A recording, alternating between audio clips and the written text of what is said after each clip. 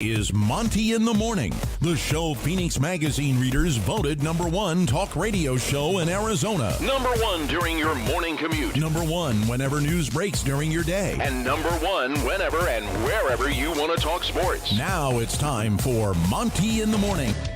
Hey, yo, man. Happy 2023. The Monty Show is back and better than ever. Hi, Jake. How we doing? Good. We have a major argument over the Rose Bowl to get to today. It is the Utes of Utah. Utah football taking on Penn State in the Rose Bowl this afternoon. How important is the Rose Bowl to you? What would a Rose Bowl win mean for Kyle Whittingham and his Utah Utes? What happens if Utah wins the Rose Bowl? Will Kyle Whittingham retire? Does the Pac-12 have an Oregon Ducks problem when it comes to Amazon Prime Video? We have a big update on that for you. How does Keaton Slovis fit at BYU? It's all coming up, and of course, because you did it, you got us to 9,000 subscribers right here on YouTube. We are going to be taking you +1 to see Donovan Mitchell and the Cleveland Cavaliers next Tuesday at Vivint Smart Home Arena. Yes, the Utah Jazz, even though they can't seem to find a way to win a game, they are proficient at finding ways to lose games, and we'll talk about that today. But yes, the Cavs and the Jazz will hook up next Tuesday, and what is, I think, without question, the most anticipated game of the first half as Donovan Mitchell makes his return to Utah. But without further ado, I remind you that this show is presented by The Advocates. TheAdvocates.com, the best injury attorneys in the business without a doubt.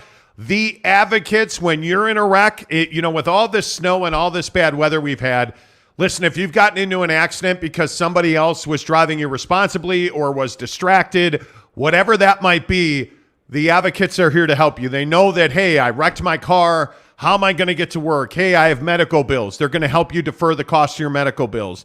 They're not going to ask you to pay them any money up front because you never pay a consultation fee. You never pay a big retainer. At The Advocates, you don't pay until the Advocates win your case at theadvocates.com.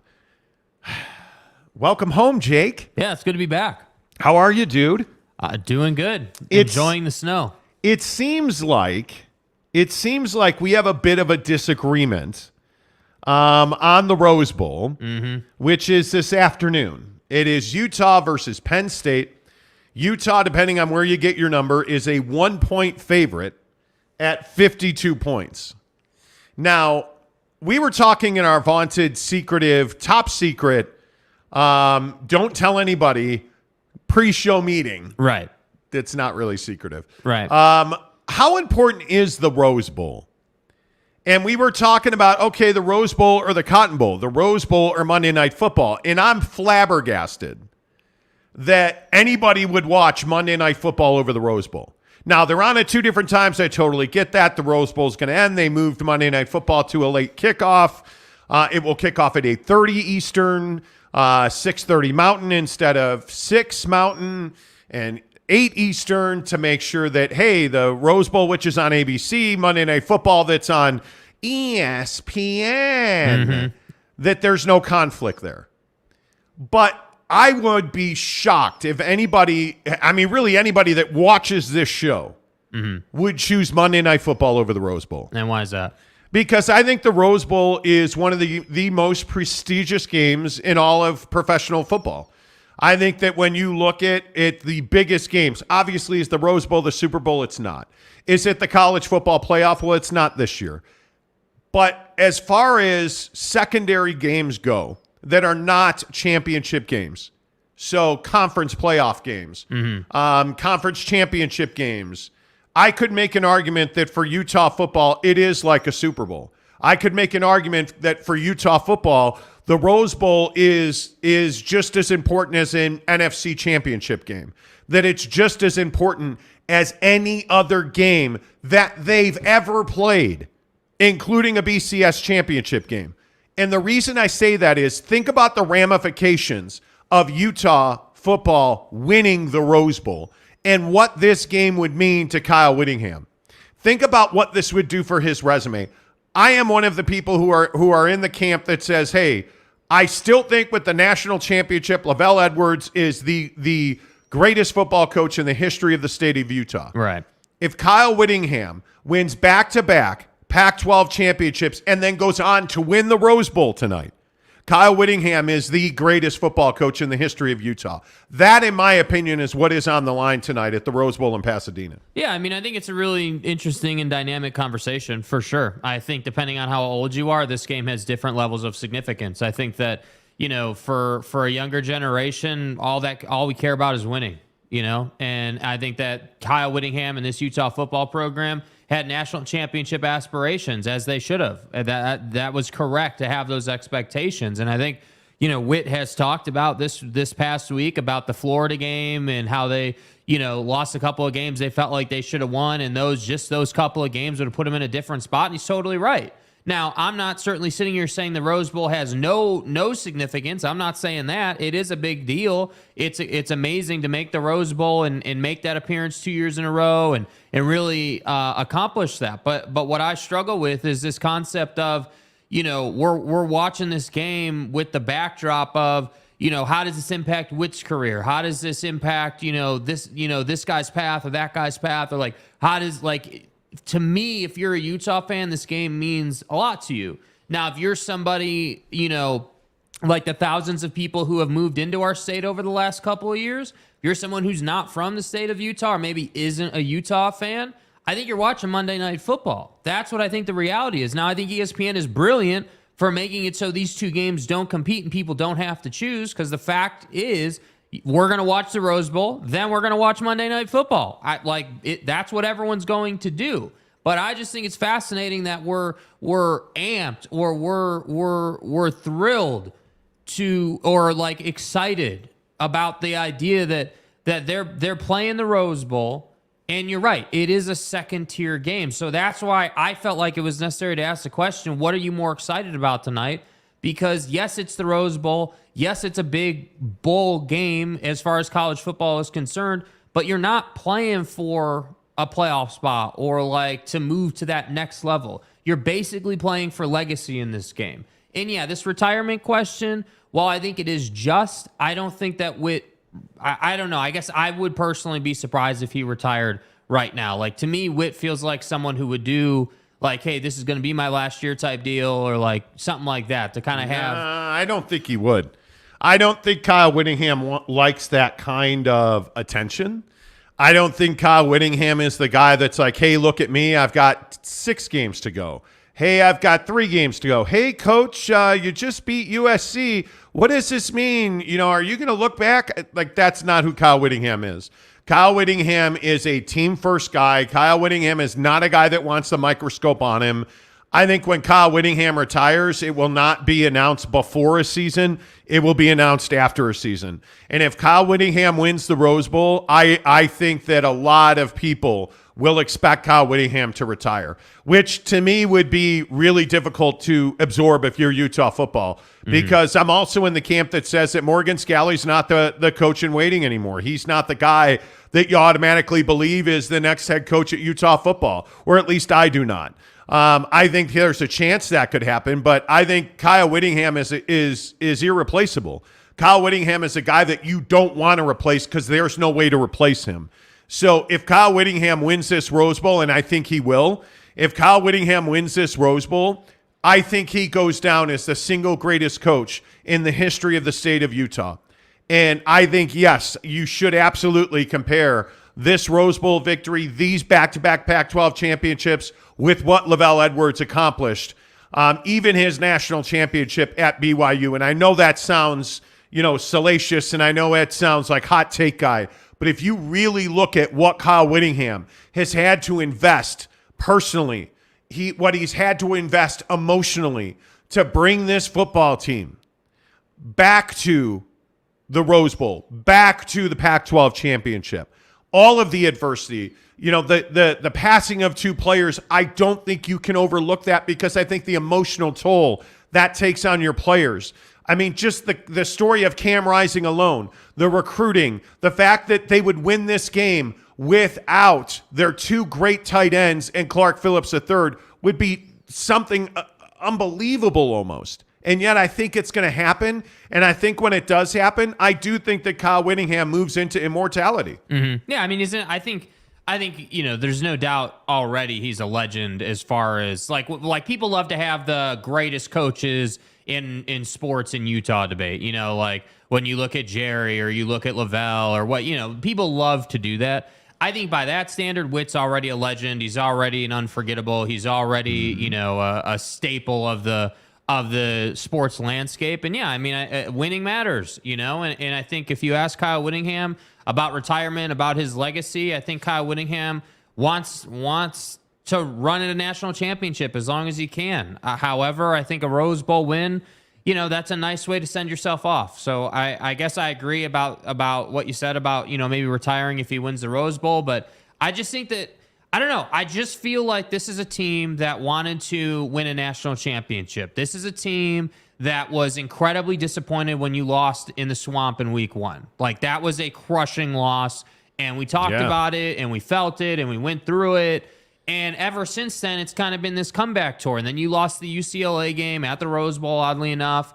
And I think it's still a great accomplishment to get here. I mean, we can't forget that they were not really in a great place to win the Pac-12, yet they're still here, and yet they did win the Pac-12, and they are still going to the Rose Bowl. So it's a hell of a season. There's no question about it. I'm not sitting here saying the Rose Bowl is not of any significance. It is significant. It is a big deal. But I think when you're comparing a big-time playoff implications matchup with the Bills and Bengals, and it's Josh Allen and it's Joe Burrow, and, it's a big deal, that's why I think we have to have that conversation. But again, it needs to be said, ESPN is brilliant. We're going to have a conversation about Oregon and grants of rights and that whole thing in a minute. But ESPN is absolutely brilliant for making it so these two games don't have to compete. I really appreciate that. Yeah, listen, I think it is, in my mind, when you look at his record, he's 154-73 as a football coach. I mean, I think this Rose Bowl is everything. I think it's everything. And I know that BYU fans this morning, I can see the comments where, the Rose Bowl's meaningless. If your take is the Rose Bowl's meaningless, you should go back to bed because I don't know what you're thinking. The Rose Bowl is not meaningless. The Rose Bowl is one of the most prestigious championships that you can win. I think when you've won back-to-back Pac-12 championships and you can add a Rose Bowl victory to your resume, never mind you've lost 3 straight bowl games. If you're Kyle Whittingham and the Utah Utes, I mean, I think you've got to find a way to win this game, and I think they will. But I don't think there's any doubt that Kyle Whittingham, just the challenges that Kyle Whittingham has faced at Utah, his accomplishments are unmatched in the history of the state of Utah as far as a football coach goes. Find me one who's done what he's done. Find me a guy that is as tenured as Kyle Whittingham is at Utah, that has brought a team out of nothingness in the Mountain West to supremacy in the Pac-12, back-to-back championships, back-to-back Rose Bowls. To think about the adversity that he's faced over time with his players, that they've just kept on going and they've put one foot in front of the other. I mean, it's, to me, that you could not have, outside of winning a national championship, you could not have written a better resume than Kyle Whittingham has written at Utah. I don't know how you would do it. I don't know how he's been able to recruit the way he's been able to recruit. I don't know how you get guys like Gianni Paul to come and play at an incredibly high level, and then you just keep replacing that guy, the Devin Lloyds. I mean, just every single year. I was watching the Deion Sanders docuseries on Amazon Prime and seeing Trevor Riley on Deion's staff. Like, it's incredible to me the reach that Kyle Whittingham's player tree has, not his coaching tree. Look at the guys who have come through the program at Utah and look where they are now. Like, it's remarkable. I don't think that in the grand history of the state of Utah and the illustrious career of a guy like a Lavelle Edwards, I just don't think that Lavelle Edwards ever had to contend with the issues. Social media alone, smartphones alone, recruiting alone, Amazon Prime TV deals alone. I don't think Lavelle had nearly the hill to climb that Kyle has had to climb. Does that at all devalue the championship that BYU has? No, of course not. Does this at all devalue Lavelle Edwards? No, of course not. But what this says is that if Kyle Whittingham wins this Rose Bowl today, I don't think there's any doubt he is the single greatest coach in the history of football coaches in the state of Utah. And I'm not sure it's close, with all due respect to those that came before Kyle and those who will come after. Good luck chasing down what he's accomplished. Because I frankly, in today's college football climate, I don't know that it's possible. I truly don't know. I don't know what will happen, what will be the long-term fate of the Pac-12 and the Rose Bowl. If he wins this Rose Bowl, and I think they will, I just don't know that anybody in the future of football coaches in this state, just from a longevity standpoint, will ever accomplish what Kyle Whittingham has accomplished. Yeah, I mean, he's definitely got a resume. There's no doubt about it. There's one piece that's missing, the national championship, and I think Kyle's talked about it. I think we all talk about it, but I think there's no, you can't say, oh, well, he doesn't have a national championship and Lavelle does, and that makes Lavelle better. You can't say that. I think that it is a feather in Lavelle's cap. It is something that has held him at the top for a long time, but I think all that stuff you just said, the contextual stuff of this conversation matters. You know, Rose Bowl appearances, challenges, modern day hurdles like recruiting, NIL, you know, even just the threat of conference realignment. Like there's a lot of stuff. So I don't know. We're clearly different on this Rose Bowl. But there's no doubt it's a big deal for Witt's career. There's no question about that. Yeah, and again, I'm not telling you at all to discount 1984. I'm not. But that was 8-0 1984, right? Like if you look at that you play 8 conference games, or their record was 13-0. Like, I mean, it's just a tougher hill to climb this in this world of college football. College football's better now. Let's not sit here and say that in 1984 8-0 is the same as 2022 8-0. I'm not going to sit here and accept that assumption, because it's just simply not true.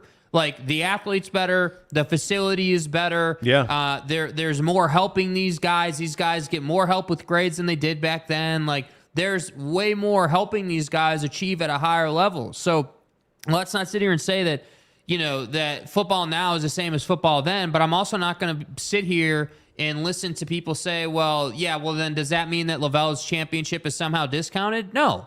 But you can't just ignore the fact that times have changed. The world evolves. Time does not stop for anybody. So with all due respect to Lavelle, he obviously was a groundbreaker in this state. He is a legend. He will forever be at the top of the coaching stack in this state. But I think as far as modern day, a name that people actually know and they can actually see the human being in front of them, I just don't think there's any doubt of the modern day coaches and potentially of all time. Witt is right there.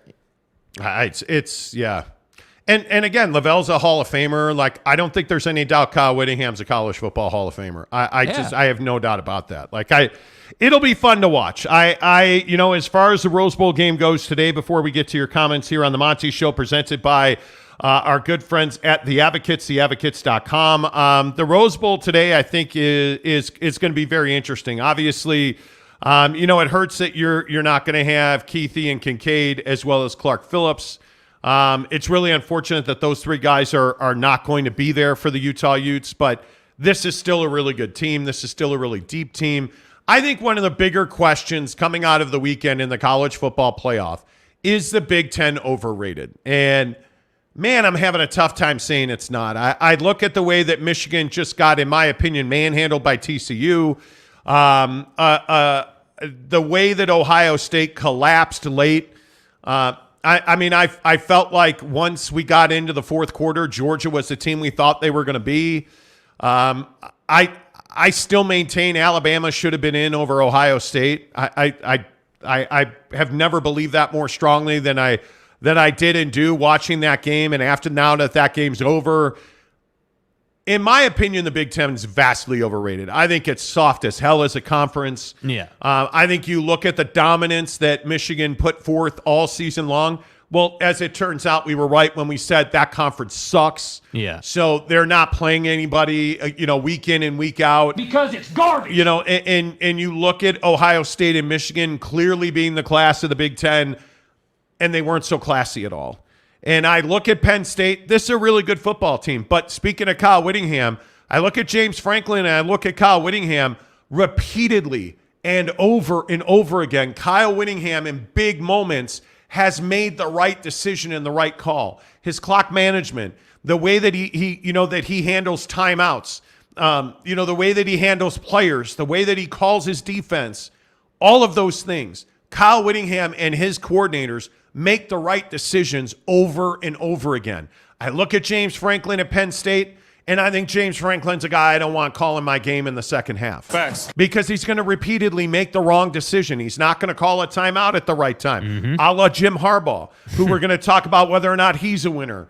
Like, I look at these guys, and I put them up against Kyle Whittingham, and I look at James Franklin, and I put him up against Kyle Whittingham. I'm taking Kyle Whittingham every single time. Yeah. There is just no doubt about that. And in my mind, I think that is one of the major matchups in this game, Kyle Whittingham versus James Franklin, that will determine the winner. Yeah, and I think that this whole concept of, people being pissed off that, the Big Ten essentially lost all weekend long, like, are you really surprised? Are you really that surprised? Like, the Big Ten, as we've said repeatedly, plays a soft schedule. So when you're going up against what is a very physical Big 12 team, and when you're going up against the SEC, did you really think that soft schedule was going to help you? Now, I will be the first to say that TCU Michigan was incredibly entertaining. Just from, if you take out, don't be hardcore college football fan. Be the guy that just turned the game on and watched it for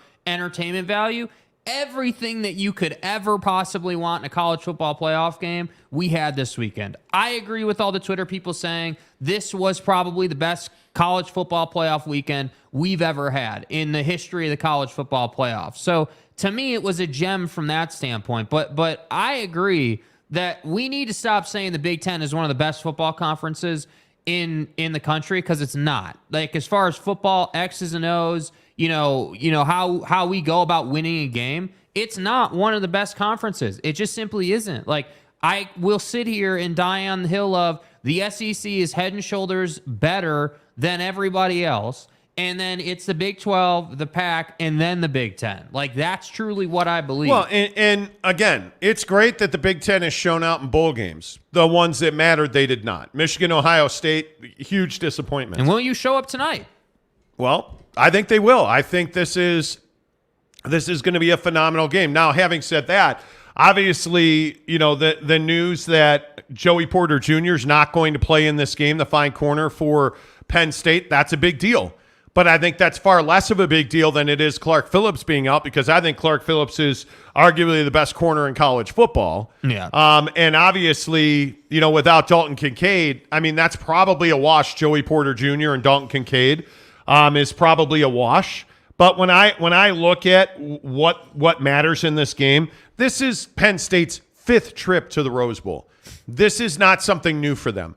The question is, how will Utah handle this atmosphere? Because it's a big game atmosphere.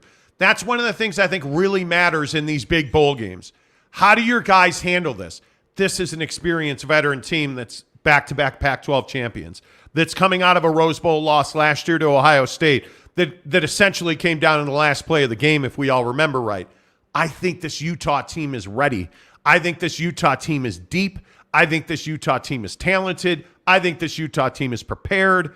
And again, I think Kyle Whittingham and his staff are an X factor. I love Utah in this game by a touchdown. Mm-hmm. Yeah, I mean, I think that they'll control this game. I wouldn't be at all surprised with a 10-point win for Utah here. I think Witt has repeatedly shown that he can stop great offenses. And when you're going to do to Caleb Williams, like if he comes out with that defense, and again, I know Clark Phillips not playing in this game, right? And that's a big loss. But at the same time, defense is a team sport. If you can come out and be disciplined in your scheme and in your structure, you're going to have a good night. And to me, I just wouldn't be surprised with a 10-point victory. That to me seems reasonable.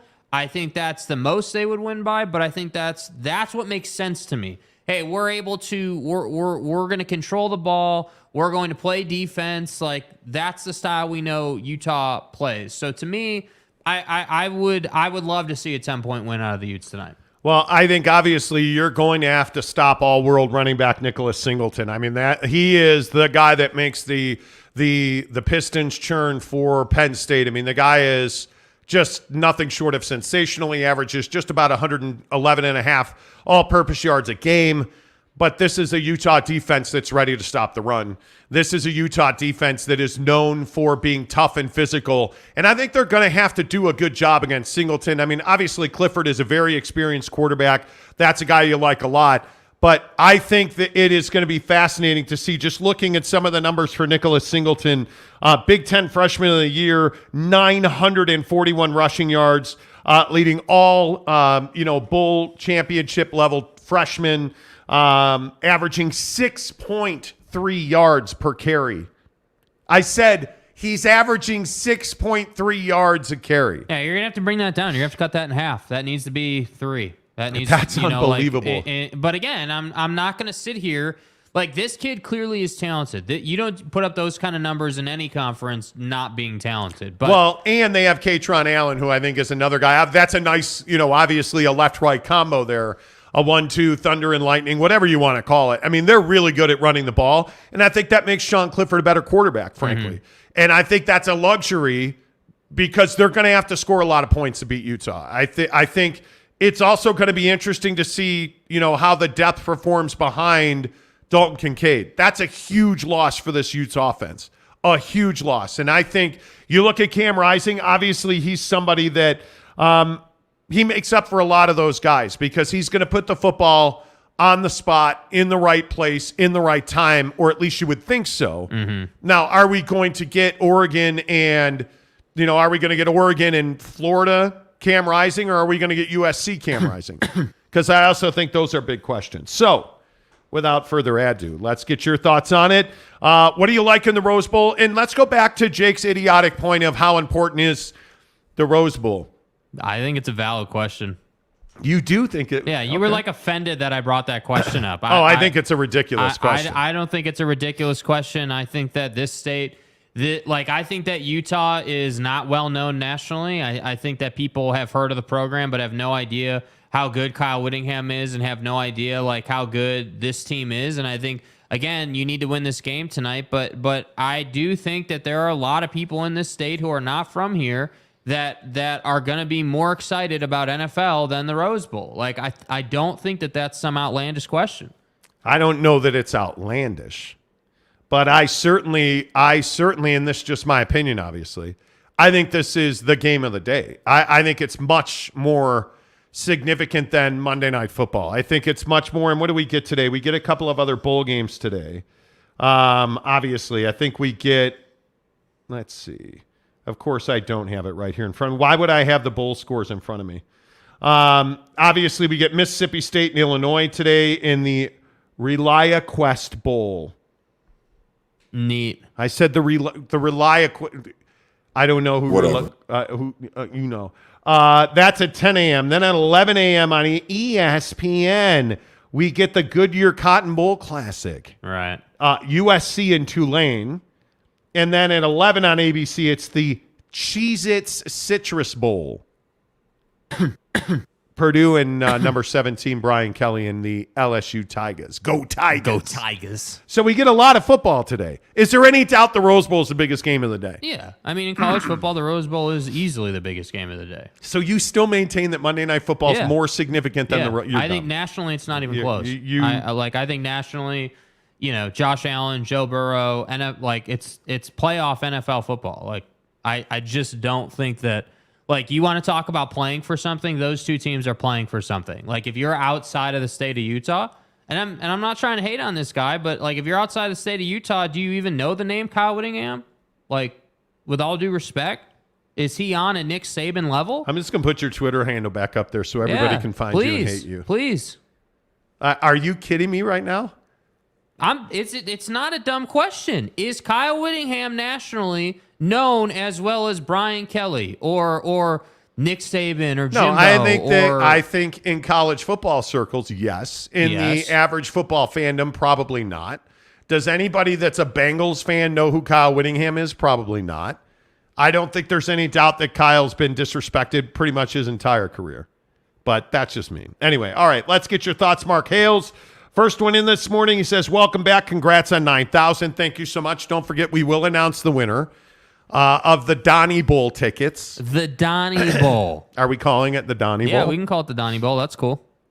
You know, the Donnie Bowl tickets. Right. We're taking you to see Donovan Mitchell and the Cleveland Cavaliers next Tuesday night. Hey, good job scheduling Donnie on a Tuesday night. Having fun is the name of the game. Appreciate that. We don't need to sleep or anything. It's fine. We'll take you +1 to see Donovan Mitchell and the Cleveland Cavaliers take on your Utah Jazz. Appreciate that. Mark, what's up, Macho Man? Kenai Johnson says, top of the morning, fellas. Welcome back. Thank you. Maury Alvarez says, welcome back. Hey, Maury. San Diego State, welcome back, Cotters. Okay.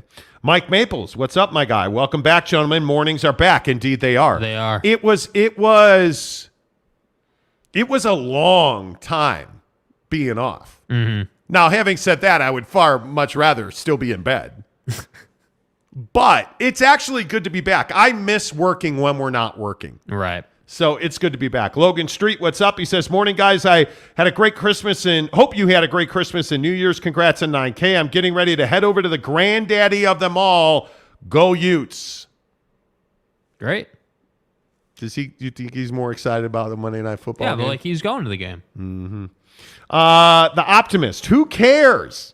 The Rose Bowl isn't a big deal. National championship is the only thing that matters. Okay, well, to say who that cares? The Rose Bowl is a big deal. I disagree that the Rose Bowl, it's not something where you can be like, who cares? I'm not saying that. He said, who cares? Yeah. Following up on your unbelievable take of who cares? Sorry if you're offended by that. WTX 1971 says, smash that like button. Yes, please. That's how we got to 9,000. If you all 73 of you who have not hit the like button, please give us a thumbs up right now. It absolutely helps the channel grow. The Optimist also says, unless Kyle wins the national championship, Lavelle Edwards will always be the king of Utah coaches. I totally disagree. I think if Kyle wins this Rose Bowl, he elevates himself to the top of the food chain. I don't know how he would not. I struggle with this one. It's you really go both ways? Yeah, I struggle with this one because it's Wait, you said you go both ways. Right, I go right. Yeah. It's tough because I think Witt has accomplished a lot of stuff, and I think he's accomplished more than Lavelle has. But ultimately, you play to win the game. You play for national championships. You play to win the game. I can't necessarily disagree, but I find myself sitting here saying it's a little ridiculous to say that Kyle Whittingham hasn't done more than Lavelle, because I think he has. Well, I would agree with that. I think it's tough to say that he has not. Yeah. And I think when you look at his accomplishments, I don't know. Speaking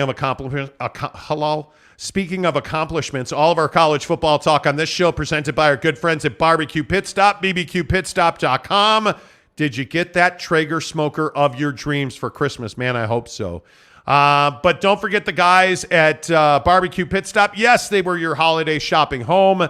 But if you got those gift cards, if you got Visa gift cards, if you are looking to hook it up for the Rose Bowl today, hey, go get the best seasoning in the world.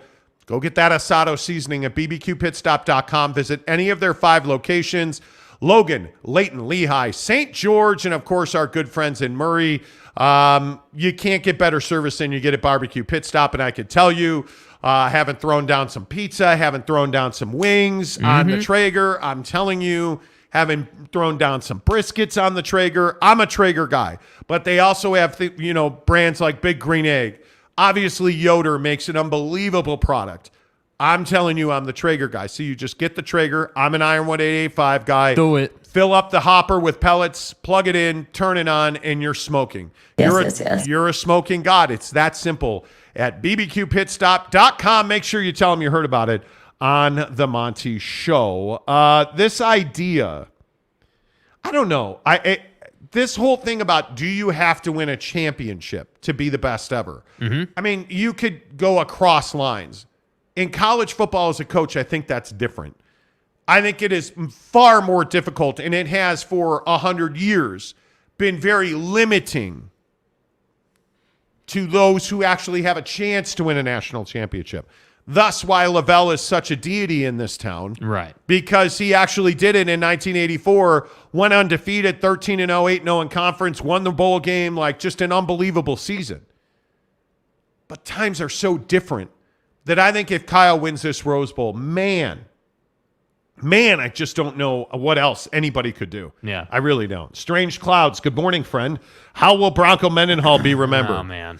A guy who took BYU to a point, and that was it. I think Bronco Mendenhall will always be undervalued in this state. Always. I personally think the world of Bronco Mendenhall. I got to know him a little bit in his time at BYU, and I just think the guy is a superb human being.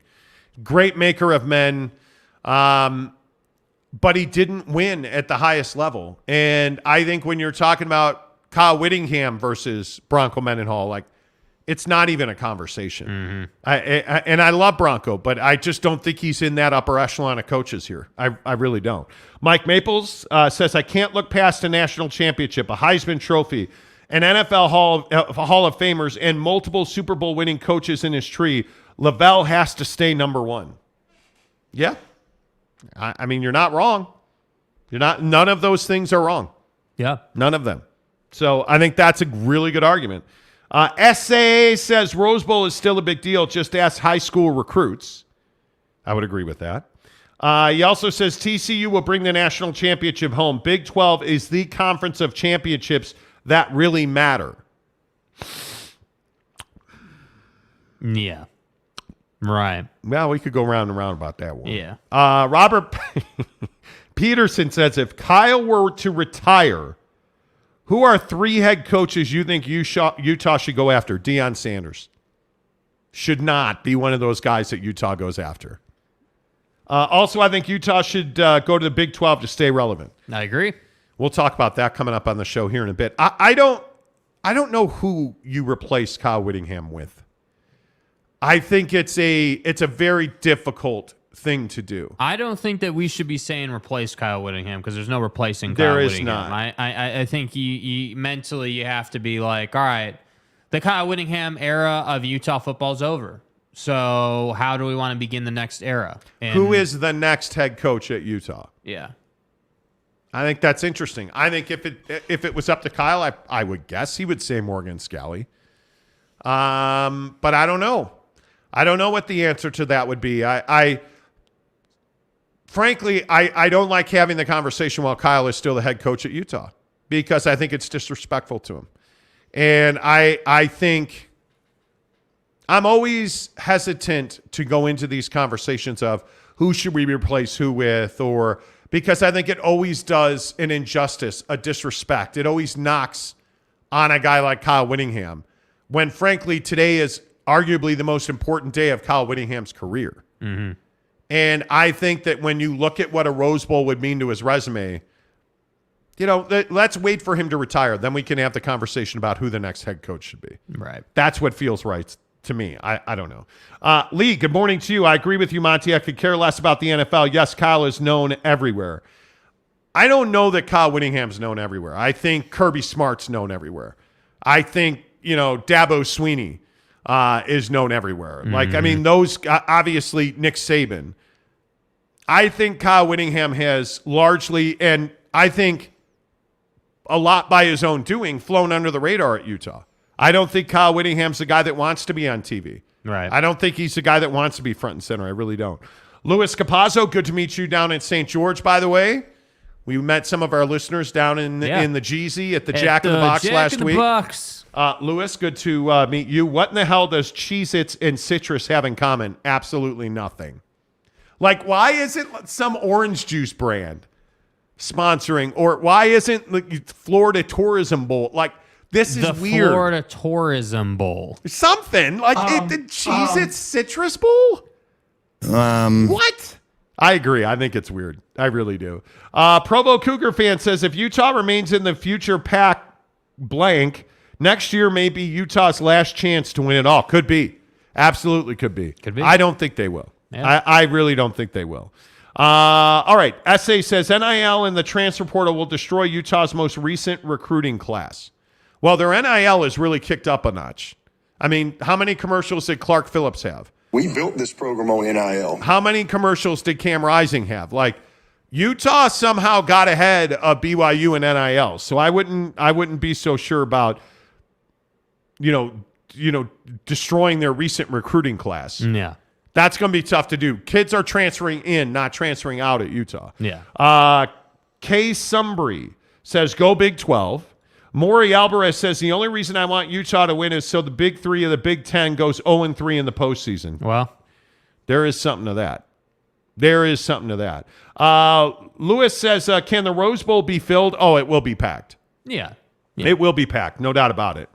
Absolutely, it will be packed. He says, hitting the like button is a cheap price to pay for great content. Oh, Yeah. Appreciate that, Lewis. Thank you. Jeremy Severe says, the thing with Kyle is I feel like he won't get the respect he deserves until after he's done coaching. Totally agree.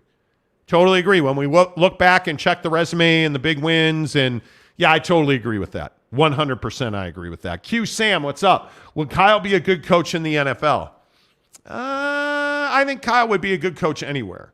Kyle's not a guy that puts his foot on your throat and threatens you. Yeah. So that's where guys like, frankly, Pervin Meyer get in trouble. That's where a guy like a Nick Saban got in trouble because, hey, I'm telling you right now, I'm pulling your scholarship. Oh, this is the NFL. I can't play that card. Like, that's where guys get in trouble, in my opinion. Snooker, what's up? Best of luck to them boys up north in their bowl game. Amen to that. Let's go. By the way, you should be hoping Utah wins this game. You shouldn't be a bitter BYU fan. Don't be that guy. Kendall Dean, by the way, hope you guys had a great New Year. We did. Kendall also says Utah will win the Rose. No competition for Penn State. This is the last Rose Bowl that will mean anything. Going into the future, the Rose will be swallowed up by the college football playoff. Too many bowl games. Mm-hmm. I do think the college football playoff has really crushed a lot of the lower tier bowls. Like, I think so many guys are opting out. I think transfer portal, NIL, I think all of that stuff has really lessened the value of the bowls. Yep. I think it's not great. Brandon Butler, what's up? Says, welcome back, slackers. Uh-huh. Yeah, we did. We slacked, and it was fun. If Penn State loses, say the Big Ten had a disaster of a bowl season. Totally agree. They did. Totally agree. Richard McDonald says, I also support Utah hiring Gary Croton. Can we get the bib uniforms at Utah if Gary Croton gets a job? Those are the worst uniforms ever. The bib. The worst. Come on. SA says, as a BYU fan, I think Utah needs to hire Gary Croton. A Gary Croton type coach. No, man. You don't want that. D-Rock Irish. What's up? Go Irish. I'm a huge Notre Dame fan, for those of you that are new to the show. Good morning from Southwest Florida. Good to see you, D-Rock. Hope you were D-Rock. fantastically well. D-Rock. Provo Cougar fan says, Bronco Mendenhall is a future Utah head coach. Well, there's something to that. There's something to that. No doubt about that. I don't know. You know what? To me, I think this whole... If we're talking about the future of college football, right? We need to get to the bottom of this Big 12, Pac-12 thing. Coming up in 15 minutes, we're going to give you the latest on the Pac-12 TV deal and how that impacts the Big 12, because I do think it impacts the Big 12 significantly. I think Utah has to get to the Big 12. I don't even think there's a conversation. The I think the Pac-12 is in such a bad spot right now. I don't know how you get out of it. And for the first time, and I know that when we talk about George Kliavkoff, usually it's not good. Uh-oh. But for and write this time down. It's 6:45 a.m. on Monday, January 2nd. Right. I don't know that there's anything George Kliavkoff could have done to save the Pac-12. I think Larry Scott is the devil. And now, having said that, I think George Kliavkoff could be the devil incarnate because I just think he's a detestable person and a terrible leader based on his actions that we've seen and what I believe are the lies that he's told, in my opinion. Repeatedly. I think he has acted in an absolutely embarrassing, unprofessional, just morally bankrupt fashion. George Kliavkoff has. Yeah, well, and I think the real shame in it is the PAC didn't need to be here. You know, like the Pac-12 didn't need to be here. The Pac-12 should be the best conference in the country, both on the field and off the field, and it's not. And it's frustrating. And I think that, you know, I think it will be good for college football when the PAC gets dissolved, because that is going to happen eventually. I don't know when, but we're heading down that path now. And I think that programs like Oregon or Washington or Utah, formerly SC, you know, that level of program needs to go to a conference that can be productive. And I think, you know, productive looks like good TV deals. Productive looks like helping your schools recruit so then they can win football games, which makes you more money, which allows you to go and do more. It all is one vicious cycle that feeds itself. So when you're not doing what you should be doing, it's a very negative cycle. You know, and on the other side of that, when you are, it's a really positive cycle. So when I see, you know, Brett Yormark, commissioner of the Big 12, on the field after Duggan did some Duggan, like it's good to see. Duggan. Like, by the way, I didn't see, like, am I going to see George Kliavkoff on the field after the game tonight? Yeah, I would guess you would. But here's Brett Yormark talking about TCU after what I think they physically dominated Michigan. Here is the commissioner of the Big 12, the honorable, the respectable. I don't have His Majesty. Here's Brett Yormark talking about TCU. Well, listen, they were the underdog, but they didn't know that. And they played like champions. It unfolded on the field today. It was fantastic. So proud of TCU, the coaching staff, everyone that's part of the program. And this was great for college football. And, you know, I always tell people, if you work hard, good things happen. And TCU has worked so hard this year, and they deserve the accolades, and they deserve going to the championship game. So it's a very exciting time for the conference, for sure. Hey, Kliavkoff, that's called class. Program. Take note. That's called, well, that's not a jazz reference. This is, you know. It's a different thing. You know, the point is, I mean, that's exactly what your commissioner should be saying. Yeah. That's exactly what your commissioner should be saying. And I just, it is so disappointing as a huge fan of the Pac-12 to see the way that George Kliavkoff, which, by the way, apparently Richard McDonald's a big fan of saying George Kliavkoff. I will never. That's his name from here to forever. He just does not drip the way that Yormark drips. Like the guy has it all. Yeah. And for my money, it is incredibly disappointing to see the damage that the Pac-12 continues to do to itself. Because again, I think this is a fabulous conference with really good brands. And now you're losing Los Angeles. You have to be aggressive. And coming up here, again, in 10 minutes, we're going to talk about Amazon, Pac-12 expansion, timelines, all that stuff. But George Kliavkoff, in my opinion, is destroying this conference further. He is not, rebuilding what was eroded. He is further eroding the foundation of the Pac-12, and I think it's a real tragedy. I really do. 10 of the hour, every hour on the Monty Show, we bring you football at 50, presented by our good friends at Papa Murphy's Pizza. That's right. Papa Murphy's Pizza. Use the promo code Monty25 to get 25% off your purchase of $25 or more at Papa Murphy's Pizza. Again, I had it over the weekend. Nice little crust, little barbecue sauce. In fact, again, double barbecue sauce. Yeah. Crust, traditional crust, double barbecue sauce. And then do your thing, man. You want bacon, you want whatever, sausage, you do that. Mushroom, onion, green onion, mozzarella. Oh, I'm telling you, it's the best pizza you ever have. Throw it on the Traeger smoker, and now you're cooking with gas.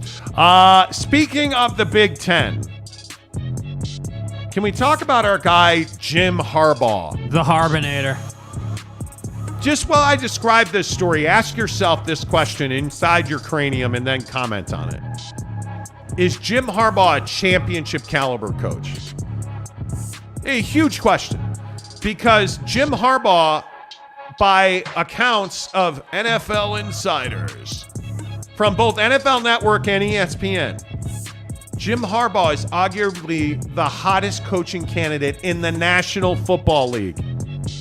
You know, Jim Harbaugh, who has, I think, a 2-7 now career bowl record. Jim Harbaugh, who got to the biggest moment and the 49ers couldn't execute. Jim Harbaugh, who never wins anything of consequence, is the hottest candidate in the National Football League and is said to be the leading candidate in Denver because of his ties to Stanford and one Condoleezza Rice. Condoleezza. She's in the ownership group. She is one of the people leading the search for a new coach. She's a Stanford alum. She was a Jim Harbaugh supporter at Stanford. I don't know.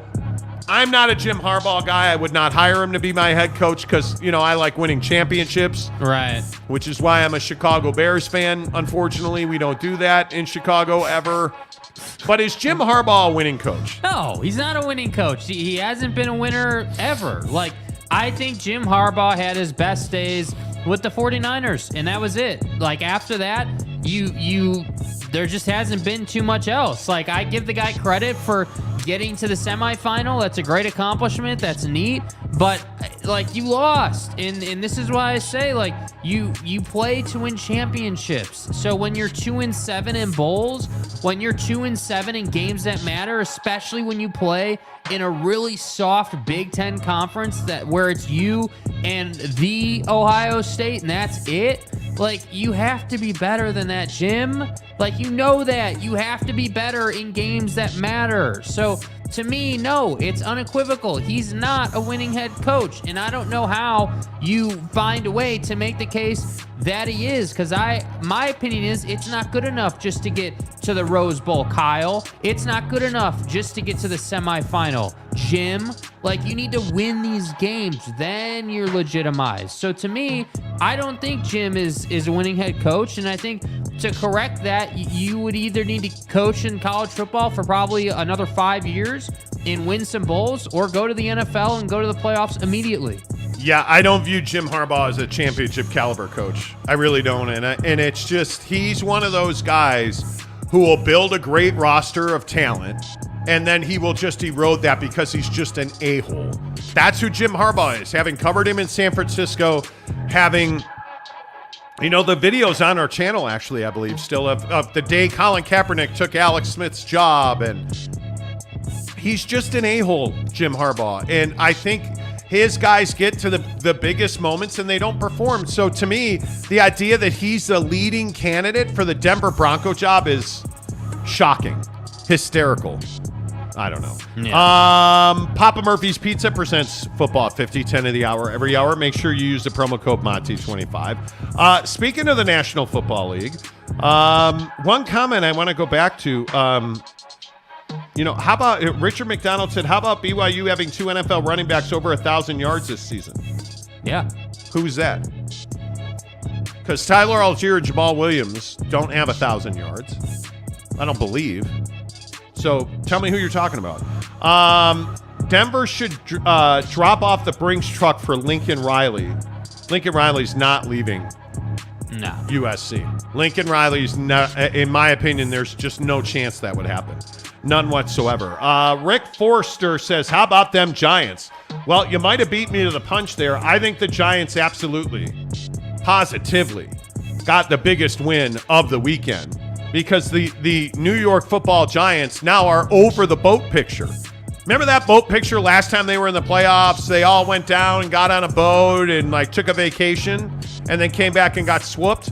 Well, they haven't been a competitive team since that picture until now.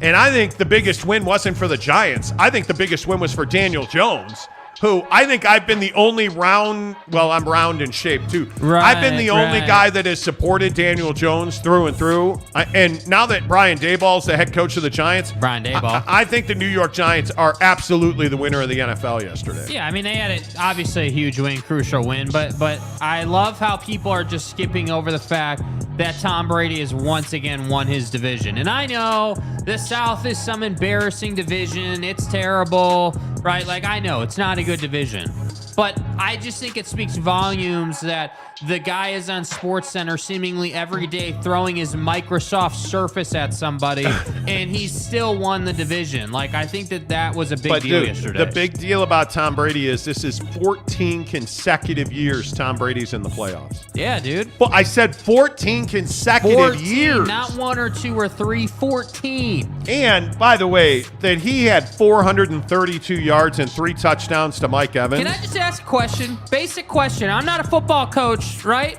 I'm not a football coach. How many times can your safety get beat by Mike Evans? Can I just ask that question? How many times? They threw for 411 yards, Tampa did, and they only ran for 67.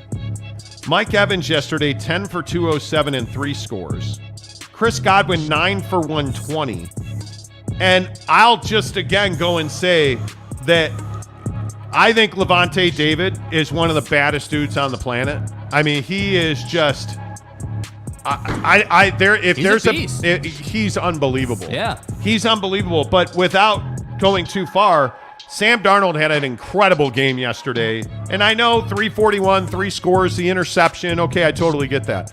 This guy is resurrecting his career in Carolina. It'll fly under the radar. What do you think? Like, is there any truth to, hey, he got to spend time around someone like Baker who's been in the league for 6 years? No, I think what it wasn't that Baker's some great mentor. Baker's got drip. He's got attitude. Baker Mayfield today thinks he's the best quarterback in the NFL. Right. And I love that about the guy because, again, it's what guys like Sam Darnold don't have. They don't have swagger. They don't have, hey, I'm a bad MFer. And then you spend time around a guy like Baker Mayfield, and it can't help but be infectious. Yeah. And, oh, by the way, Carolina, if they don't keep Steve Wilkes as a head coach, it would be shocking. Because what he's done to keep Carolina in the playoff picture is nothing short of miraculous. Nothing short of miraculous. Now, having said that, there is this little situation in Green Bay. Yeah. Your guy, Kirk Cousins, sucks. He is not my guy. Do and not put that on me. I know how much you love and respect. Listen, if it's not 1 o'clock in the afternoon, I'm not taking Kirk Cousins. Just saying. Aaron Rodgers, if you're new to this show, you know that I think Aaron Rodgers is scum of the earth. So does his family. His family hates him too. I mean, they hate him way more than I hate him. I'm not an Aaron Rodgers guy. Right. Now, what they've done this winning streak, and they're probably going to, go to the playoffs because Detroit's going to collapse. Totally get it. But are you really telling me that Aaron Rodgers is the guy after his unbelievable, unmatched 195-yard performance with no touchdowns and an interception yesterday to lead the Green Bay Packers to a victory over Minnesota? Is he the guy after the game who should be standing up there and sipping his ayahuasca tea? Oh, excuse me. Let me get the one finger out. Sipping his ayahuasca tea, saying, now what? Hey, for all the haters, now what? Shut up. Go win the game against Detroit. Because isn't it classic Green Bay suckers? They get to this big game at home. Oh, Lambeau Field. The NFC Championship game against Tom and Scotty Miller. Our season ticket holders own the team. What's up? We're going to lose this one too. Wouldn't this be so on brand for Aaron Rodgers and the Green Bay Packers during his tenure where he's led the Packers to this greatness Wouldn't it be just like Aaron Rodgers to choke on a D and lose this game to Detroit next weekend? Yes.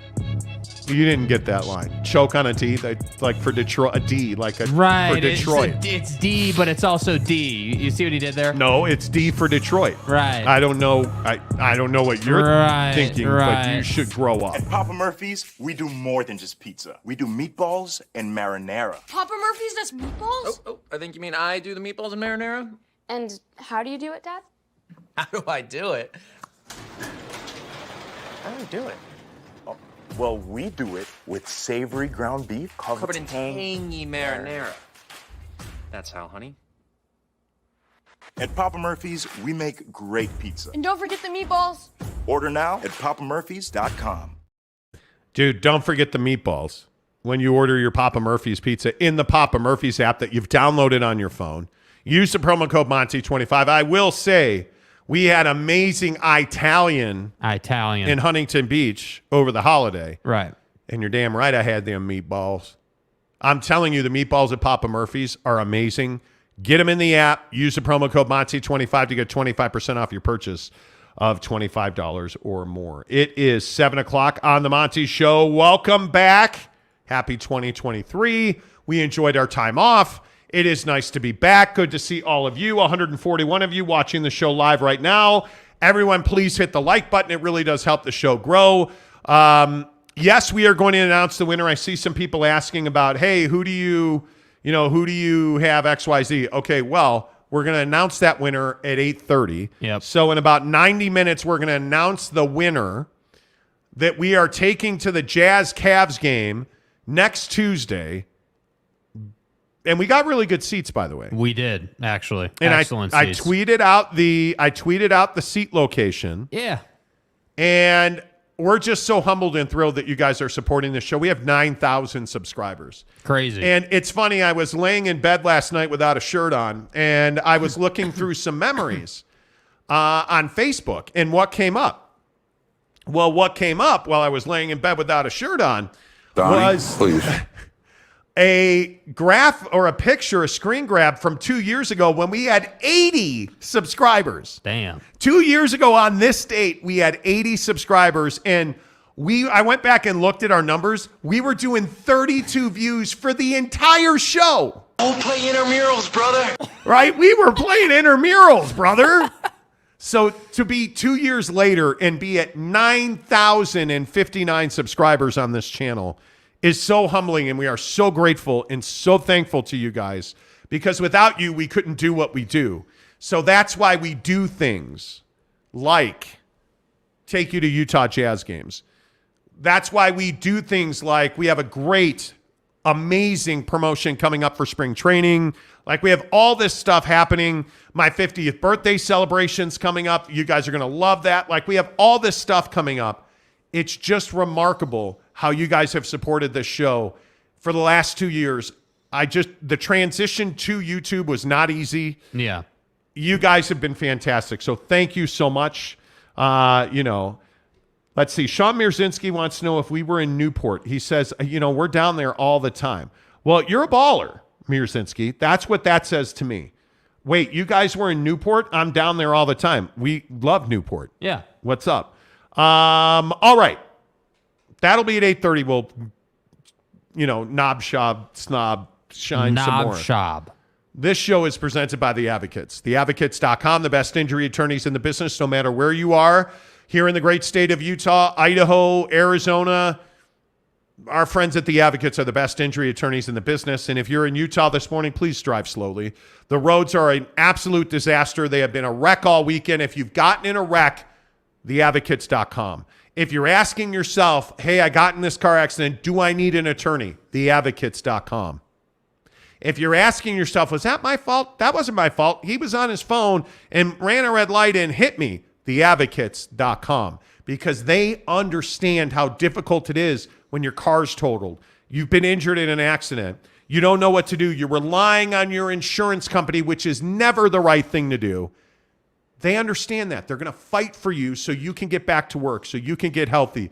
They'll defer your medical bills. You never reach into your pocket for representation at the advocacy, because you don't pay the advocates a penny until they win your case at theadvocates.com. Tell me you heard about it on the Monty Show. I'm telling you, you can't go wrong with theadvocates.com. All right, let's talk some Pac-12, Big 12 football. We have the very latest details on the TV deal with the Pac-12 and Amazon and ESPN. And we've been telling you about this for some months now. Since the Pac-12 opened up early negotiations and the window and exclusivity, and you know the exclusive window passed with ESPN, Fox. You know that went by the boards. You know that in this time since the negotiations started, that Fox Sports has told the Pac-12 we have no interest and we will not be bidding on Tier 1 rights. We've told you that first here on the Monty Show. We've told you that ESPN has not only stopped viewing Amazon as a competitor, they've embraced Amazon's place in the streaming marketplace, which you may think is of no consequence. But when you quickly realize that ESPN is not only not competing with Amazon, they are embracing them. They're using Amazon as a point of leverage in their negotiations with the Pac-12. You start to understand that a company like Amazon has said to the Pac-12, we're not overpaying for this. We want to have your Tier 1 rights. Amazon has told the Pac-12, we'd like to have your Tier 1 rights for basketball and football on Prime Video. Amazon has told the Pac-12 that. But we're not going to overpay for that. So meanwhile, what does that do with the ESPN-Amazon relationship? It takes away the ability of the Pac-12 to go back to Amazon and say, well, hey, I'm going to go to ESPN. Or go to ESPN and say, well, okay, if you don't want to pay them, we're going to go to Amazon. They don't have that ability right now. And furthermore, the other thing that's really impacted the Pac-12's ability to get a new TV deal is the way that Fox and ESPN handled the Big 12 TV deal, which was to split the pot from football and basketball. Because we now know that ESPN wanted the lion's share of the Big 12 football package, and they got it. Because Fox wanted the lion's share of Big 12 basketball, and they got it. And the Big 12 was able to negotiate into those deals the ability to expand. And if they add a P5 program, they can get level compensation for that. The Pac-12 has not done that. So the news that came out last week exclusively here on the Monty Show, well, on Twitter, is that several teams in the Pac-12 are hesitant to sign their grant of rights with the conference for Amazon Prime Video, because there's a lot of questions around the conference and among membership. Is Amazon Prime a good fallback position, if you will, which is the language that was used to me? Is Amazon Prime a fallback position to an ESPN and Fox Sports deal? And would people of influence, meaning would those that decide the hierarchy and positions in things like, I don't know, the college football playoff, will they go to Amazon Prime simply to watch Pac-12 football? And there's a lot of doubt around the conference if that would happen, and if being on Amazon Prime brings more actual eyeballs to watch Pac-12 sports, football and basketball, as the Pac-12 network.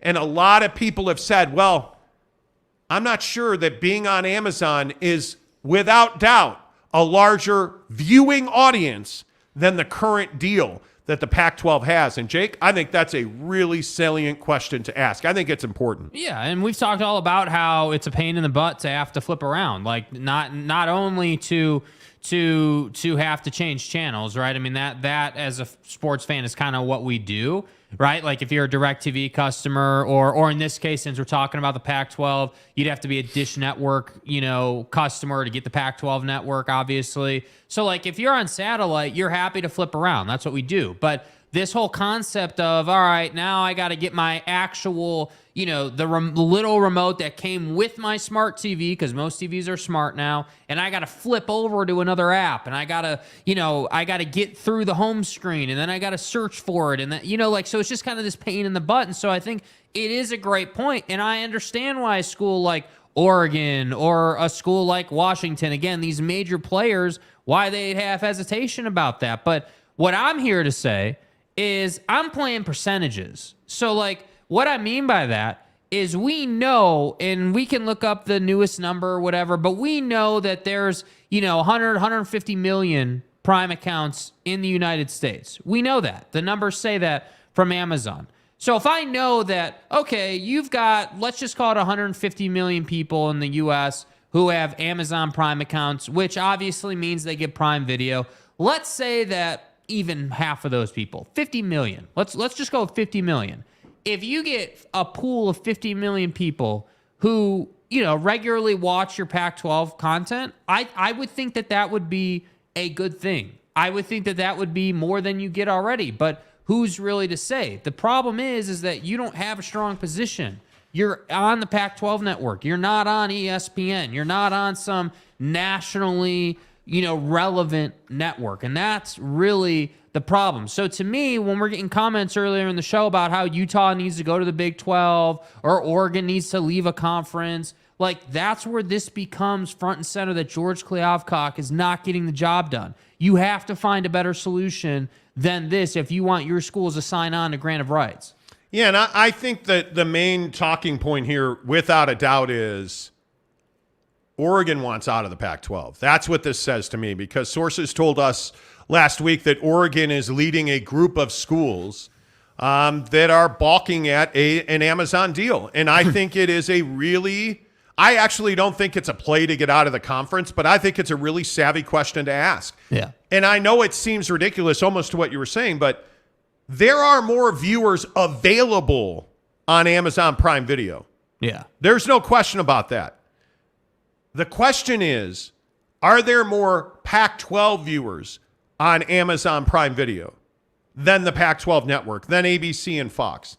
That, to me, is the biggest question, because I don't buy into the fact that just because you have, 144 million Prime accounts, and all of those have access to Prime Video, I don't believe that you have 144 Pac-12 football 144 million Pac-12 football viewers. Well, and furthermore, I'd be curious to know who does Oregon want to view the product, right? Because there's always the conversation in any business model. Hey, what set of eyeballs do I want seeing it? Do I want, is the target just to get after replacing the Pac-12, the pure Pac-12 football fan? Or do I want to reach this broader audience that maybe is a Georgia fan, but is really a every week in, week out college football fan? Do I want to reach that person? Well, obviously, yes, you do. So to me, from that standpoint, if we're talking about big picture and getting more eyeballs who are football fans on your product, I think Amazon is a no-brainer. But I think this concept that Oregon has brought up and that we've talked about a lot of, having to go to an app or how easy is it to access the content? I think what doesn't get brought up enough, and this is what I'd be saying if I was George Kliavkoff, hey, we're on people's phones with the Amazon deal. Do you understand that, Oregon? Do you understand that, Washington? We're on people's phones now. They don't have to worry about having a DirecTV contract that allows them to stream and then pulling up the app. It's Amazon. We can't forget that. People use Amazon every day. There's a built-in comfort, unlike the Pac-12 network. There is no comfort. I don't know the Pac-12 network. I can honest to God say I think I've watched the Pac-12 network maybe twice in my entire life, and that was at a bar a couple of times. I've never been at my house and was like, yeah, hey, wow, I need to turn on the Pac-12 network. You know what I did? When Utah was on Pac-12 network, I checked the ESPN box score because I don't have access to Pac-12 network, and that's the reality of it. Well, I also think that what Amazon's doing, and I don't know, probably nobody follows what Amazon does, but Amazon is launching a sports-only app so that what Jake was talking about, Amazon is on your phone, and you can watch Amazon Prime Video on your phone. They're launching a standalone sports app, so that, let's say they do wind up with the Pac-12 football and basketball rights, you can watch Pac-12 football on your phone. That's something, and I agree with you 100%. I think that's been an Achilles heel for the conference, that you have not been easily and readily able to find Pac-12 sports. You don't know where it is. You got to look it up. For instance, if you play that off of the Big Ten, if you play that off of the Big 12, if you play that off of BYU, for instance, I know that every time BYU is playing a football game, it's likely going to be on one of the ESPN networks. I know where to find BYU football. If I want to watch Utah football, I don't know where to find that. If I want to watch, it's ridiculous to me. And obviously USC is in the prime window most times. Right. But there are weeks during the season where you don't know where to watch USC football. And it's crippling. I'm a DirecTV diehard loyalist. I love DirecTV. I don't have access to Pac-12 Network unless I go and subscribe to somebody else's platform. Right. That's the biggest issue. And again, remember who you're talking to. I'm a diehard Pac-12 football fan. Huge Pac-12 football fan. I'm really passionate about it. I can't watch the most important games because I don't know where to find them. So this is a huge tipping point because remember how grant of rights are signed and executed. It's a school like Oregon that will sign a grant of rights of their rights for their sports to the Pac-12 conference, who then goes and signs a deal with Amazon. And so what this current situation is, hey, we're the Pac-12. We're negotiating a deal with Amazon. We've come to a deal. Okay, Oregon, here's the deal we've come to. Please sign your grant of rights now. Can you do something for me? And if Oregon doesn't want to do that deal and they don't sign their grant of rights, there is no deal because Amazon's not doing a deal with the Pac-12 without Oregon.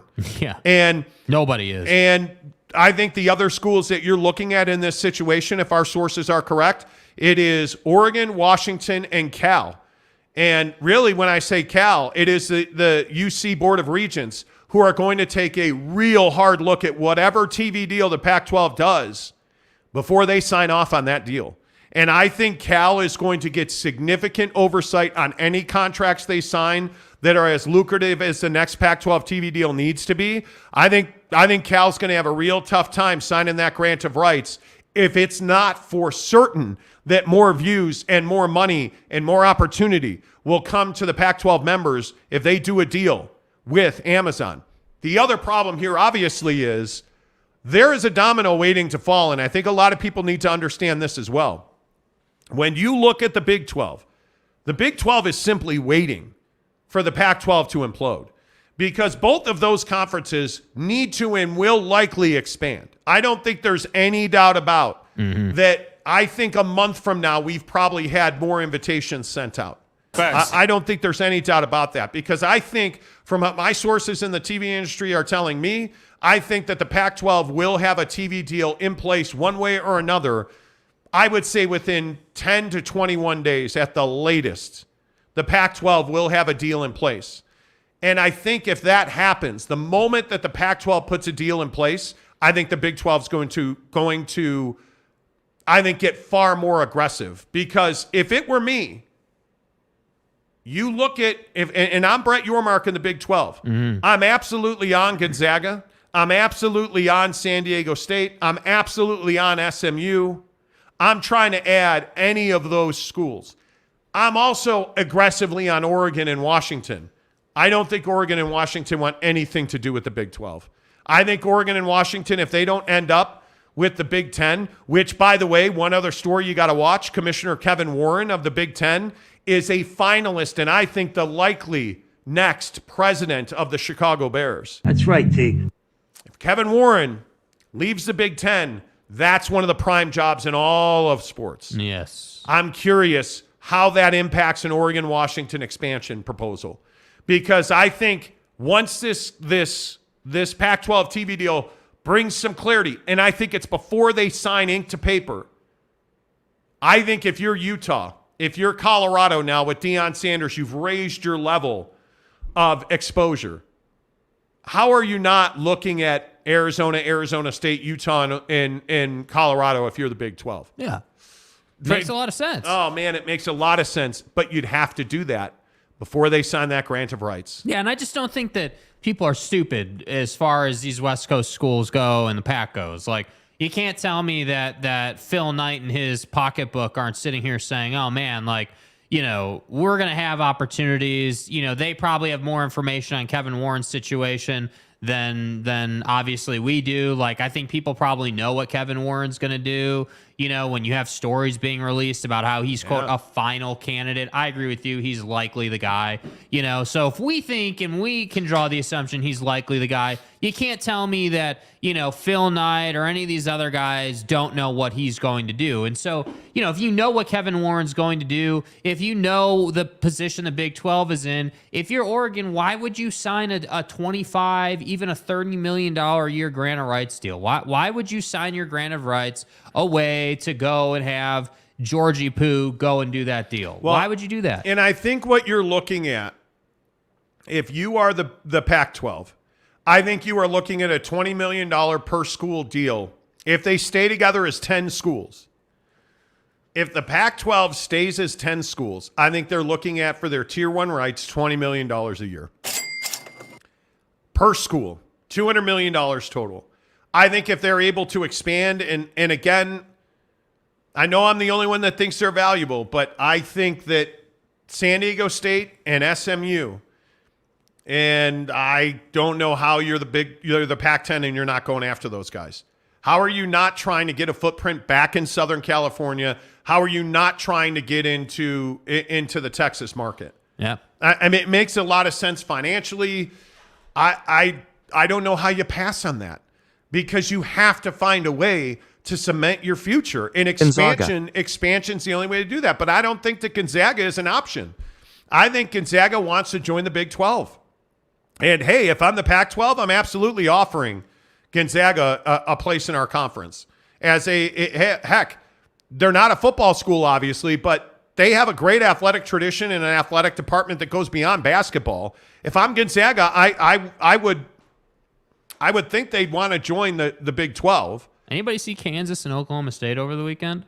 Anyone see that game? I mean, I just think when you look at the two conferences that are most intriguing to me are the Big 12 and the Mountain West, because I think the Mountain West is absolutely somebody that has a chance to take a big jump forward. You just hired a sensational new commissioner who is now, by the way, in control of the Mountain West. They have a new commissioner that's now active. Her contract kicked in on the 1st. I'm for real. Craig Thompson's no longer in control there. I think you're going to see a tremendous spurt of growth here. If you're the Mountain West, you have a chance to take a big jump forward. You remember where Gonzaga is. They're in the WCC for basketball. Yeah. And while that's been a fine conference that they've dominated, I think that Gonzaga basketball needs a bigger home. And I think they need to show that they can compete on a national level week in and week out, because there's a lot of people who think that they are already in the tournament because they play in the WCC. Gonzaga. And I don't know how you disagree with that. Yeah. So I'm curious, does Gonzaga play for national championships and play at the level that they've played if they're in the Big 12 or the Pac-12 over the last 10 years? And I got to tell you, they probably don't. Yeah. So it's going to be really interesting to see what happens. All right, let's get your comments in here on Amazon and the Pac-12. Richard McDonald says, not a Pac-12 fan, as I feel they screwed my Cougs for years. Do you really feel like the Pac-10 then 12 screwed your BYU Cougars? I don't think they screwed the Cougars. They definitely looked down their nose at the Cougars, though. Yeah, but without independence, BYU's not where they are now. I think independence was really vitally important for BYU. Richard says, but Amazon is way better than what the PAC has now for watching, in my opinion. The Pac-12 network is a joke. It is a joke. I agree with that. Rick Fowler says, since NFL games went to Amazon for Thursday night, I have not watched one game, and I have Amazon Prime. Well, I got to tell you, you're the only one then, because Thursday night football numbers have been nice on Amazon Prime. Yeah. Thursday night football has done really, and the games haven't been great. But you see what I mean? They're playing they're playing the percentages. The only reason they're getting 13, 14 million viewers on Amazon Prime is because it's Amazon Prime. People already have it. It's easy.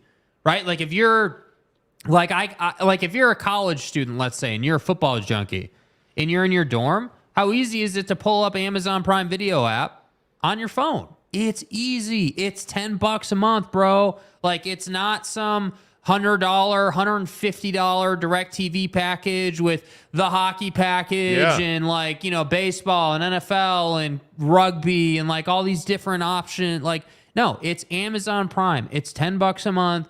It's easy, and you can watch really high quality streaming. Like, that's what you need. Yeah, I mean, if you're doing, I don't know what, 10 to 15 million viewers a game on Thursday Night Football, you're not, my guess is, and I think the number is over broadcast television, they're down 10% or something like that. Their December numbers were great. Like, it just, you're still doing like 15 million viewers a week. Yeah. Those are good numbers on dog matchups. So for my money, I think Amazon Prime is absolutely viable. Absolutely viable. Provo Cougar fan says you'll need 2 or 3 TVs on the regular and one on ESPN Plus or one on Amazon. Well, I think that's the reality now that we face. Because I don't think you can have one TV and flip back and forth from Amazon Prime Video to ABC. It drives me crazy doing that. Because it takes way longer than flipping channels. It's not flipping channels. Yep. John Coy says most people use Amazon Prime for shipping, not watching. Prime Video is a good platform. And as much as as a lot of people want to hate on Amazon Prime Sports is coming. Yeah. I mean, whether you want it to or not, it's coming. Big Daddy Magic says, hey, players, Utah Utes win big Rose Bowl. Well, they better.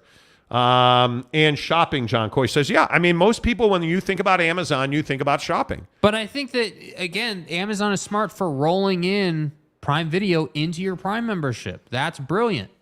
Yep, I agree with that. I think it was Mike was asking. Mike says, what about Amazon buying Pac-12 networks? Why is nobody talking about that? Well, number one, I think it's because Amazon doesn't need to buy Pac-12 networks.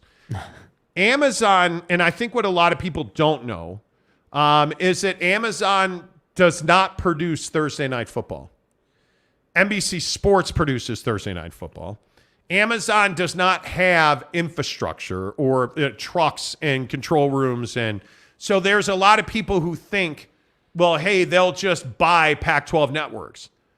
From what I've been told, they will use a partner. They will probably use ESPN and ABC to produce their college football and basketball stuff. They will pay to have that done.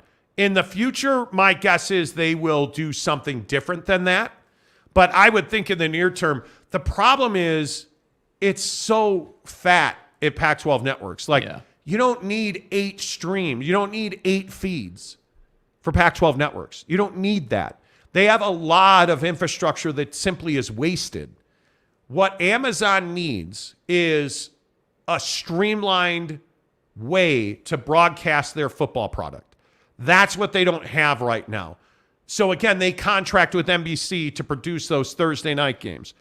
I don't know why they wouldn't do the same thing. Eventually, they're going to have their own production house. I mean, they're going to have to do that.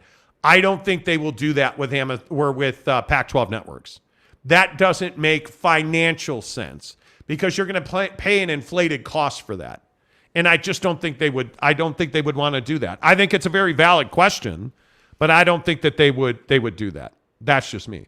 Provo Cougar fan says the old Mountain West TV platform was worse than the Pac-12 network. Oh, by far. Yeah. The Mountain West network was a disaster, an absolute disaster. Lee says, I have Prime, but I have never watched a football game on it, and I surely will not be going to Prime to watch Pac-12 football. That is the Oregon argument right there. Will you go to Amazon Prime Video to watch USC and Utah? Where do you watch your football? That's a big question. Now, if you're in the state of Utah, you're going to go and watch Utah wherever they are. If you're a Utah Ute alum or a fan, you're going to go to Amazon Prime Video. But if you are a Washington State fan and you're on bye week, are you going to Prime Video to watch Utah and whoever? Are you going to watch any Pac-12 game because it's on? If you are a college football committee member, college football playoff committee member, are you going to Prime Video to watch Utah and Oregon? Probably not. Probably not. You're not watching now. Yeah, I mean, we've discussed how proficient those people are at reading box scores, so, probably not. We'll see. Lee says, I think Kevin Warren leaving is bad news for Oregon and Washington. Kevin wanted more expansion, and the presidents do not want more expansion. I agree with that. I think Kevin Warren has done a fantastic job. The guy is a stud. Yeah. And I just don't know. I don't know how you don't respect what the guy has done. Like, I think he has been nothing short of sensational for them. Little Jizzy says, why would the PAC ever take Colorado over BYU? Exactly right. They would never do that. Right. They would never do that. Endo Nuts. By the way, Endo Nuts. By the way, Yeah. donuts sound amazing right now. Yeah. PAC wants a deal. Amazon wants a good deal. Amazon has huge reach. Does it, though? Does it have huge reach? I don't know. Gonzaga has 3 local PAC schools benefiting traveling fans. Well, I don't think it's a matter of benefiting traveling fans. Mm-hmm. I think if you look at Gonzaga and you look at their fit in the Pac-12 versus the Big 12. Gonzaga. I mean, geographically, Gonzaga fits much better in the Pac-10, right? There's no doubt about that. Yeah. But if the Big 12 adds Pac-12 schools, that's a different story. And again, for a school that its athletic department is built on the revenue generated by basketball, and as down as Pac-12 basketball has been, I don't know how, if you're Gonzaga, you're not staring directly at Kansas and saying to yourself, hey, let's get in that conference. Yeah. It makes more sense from a financial standpoint, I think, for Gonzaga to join the Big 12 than it does at Pac-12. Yeah. That's just my opinion, though. Gumby Too Sexy says, guys, welcome back, guys. Thank you. Hey, guys. Love hey, it. guys. Louis Capazzo says, George is filling his pocket all while killing the PAC. Totally agree with that. Mike Maples, how did Yormark handle losing OU in Texas? Compared to what Georgie has done since USC and UCLA announced they are leaving, Georgie is bound to screw this up. I just think Brett Yormark has looked at USC and UCLA and Texas and Oklahoma and all of this realignment. He's looked at all of those moves as opportunity. Whereas Kliavkoff has looked at USC and UCLA as some tragedy. Yeah. Is it good for the Pac-12 that USC and UCLA are going to the Big Ten? Hell no, it's not. Uh-oh. It's a disaster, but it's an opportunity. The problem is not the problem. Your reaction to the problem is the problem. Right. How are you going to replace USC and UCLA? That's the only question that should be asked. And if Gonzaga is part of that, if San Diego State, and I will sit here and tell you, San Diego State should join the Pac-12.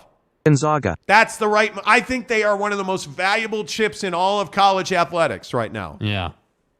But does George Kliavkoff have the backing of the rest of the conference, or will they do the BYU and look down on their nose? Well, we're all research institutions. You're a douche. Can't have the damn Mormons in their magic underwear over here.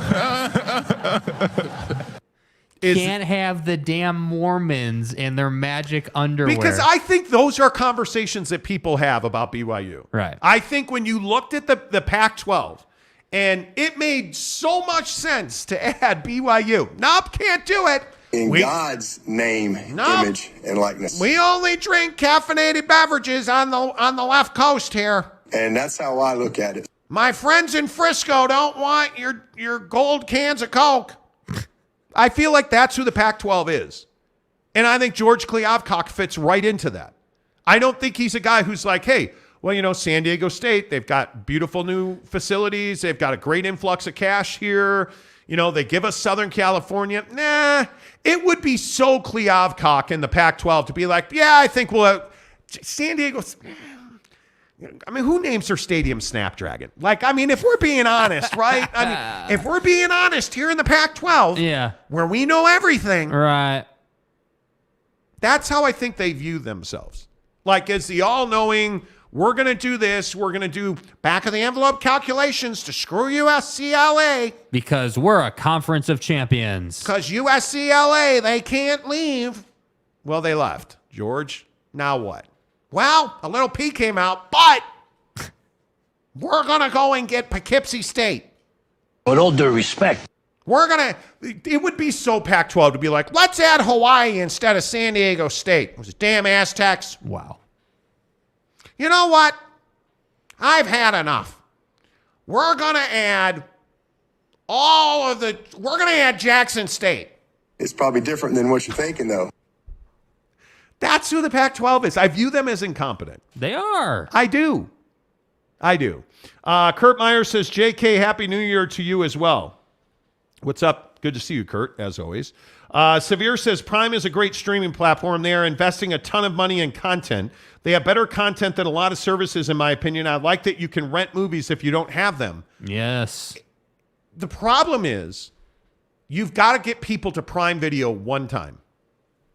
You're going to get one shot. Yeah. And now that they've fixed all of their issues, and by the way, their issues on Prime Video for Thursday Night Football to start the season were massive. Massive. They fixed all that. The games have gotten better. Their broadcast has gotten better. Al Michaels has gotten better. Kirk Herbstreit still sucks. But the point is, the product has gotten better, right? Are we clear on that? So I think if you show people, hey, Prime Video, all-inclusive, everything you want right here, I think once you get them there, they will stay. I do. Stephen Smith, what's up? He gives us a $10 tip. Appreciate you being here, Stephen. He says, what are your thoughts on TCU winning against Michigan? How does it affect the perception of the Big 12? Does having the Big 12 do well in the semifinal affect the Pac-12 TV deal? I don't think it does. I think when I look at TCU, listen, the truth about TCU in the college football playoff is TCU had to bust their ass all season long. Sonny Dykes is a hell of a coach. Yeah. Duggan's a hell of a quarterback. And that team fought for their lives every single week. Yes. Every single week. TCU was counted out, was discounted, and all they did is win games. And I think when you look at TCU and you play them against Michigan, and I know we've talked about this repeatedly, and I'm sorry to be redundant, the Big Ten sucks. It's not good. It's not good at all. So you look at the Big Ten as a football conference. How do you explain that your two behemoths lost the only games of consequence? Yeah. And if we're being really honest about TCU, was TCU ever in danger of losing that game? I don't think so. The end of the third quarter was a little sketch, dude. But again, what have we said about Max Duggan all year? He just finds a way. Max Duggan.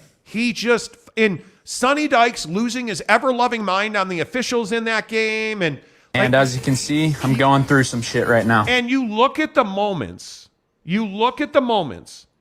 you look at the plays that Michigan did not make.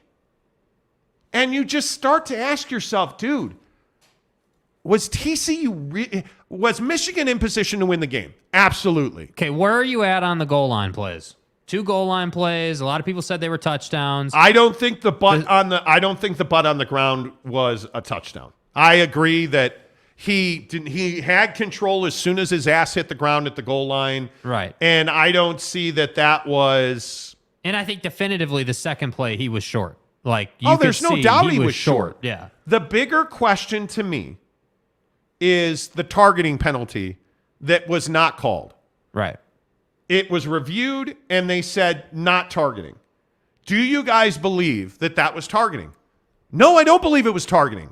And they played football, and TCU won the game. Yeah. You're Michigan holding on to a targeting penalty. TCU was just the better team. Yeah, I felt like TCU was a hell of a lot more physical than Michigan was, and I think that Big 12 physicality is something that BYU has run into a ton. I mean, we saw them struggle against Baylor's physicality. We've seen, the Big 12 just chew that conference alive the whole season with physicality and with wanting it more and with being grittier. And that's what I mean when I say that the Big 10 is soft. Yeah, great. CJ Stroud is a wonderfully talented quarterback. The guy's got arm for days. Ran his ass off for them and over the weekend in these games.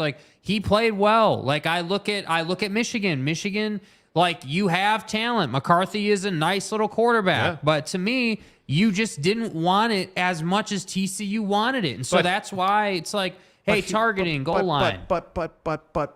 Oh, Michigan's so physical. They're coming to whoop that ass, boy. That's what I mean. It's all hype and no follow-up, dude. It didn't happen. Why did Jim Harbaugh not use his timeouts better? Y'all feel me?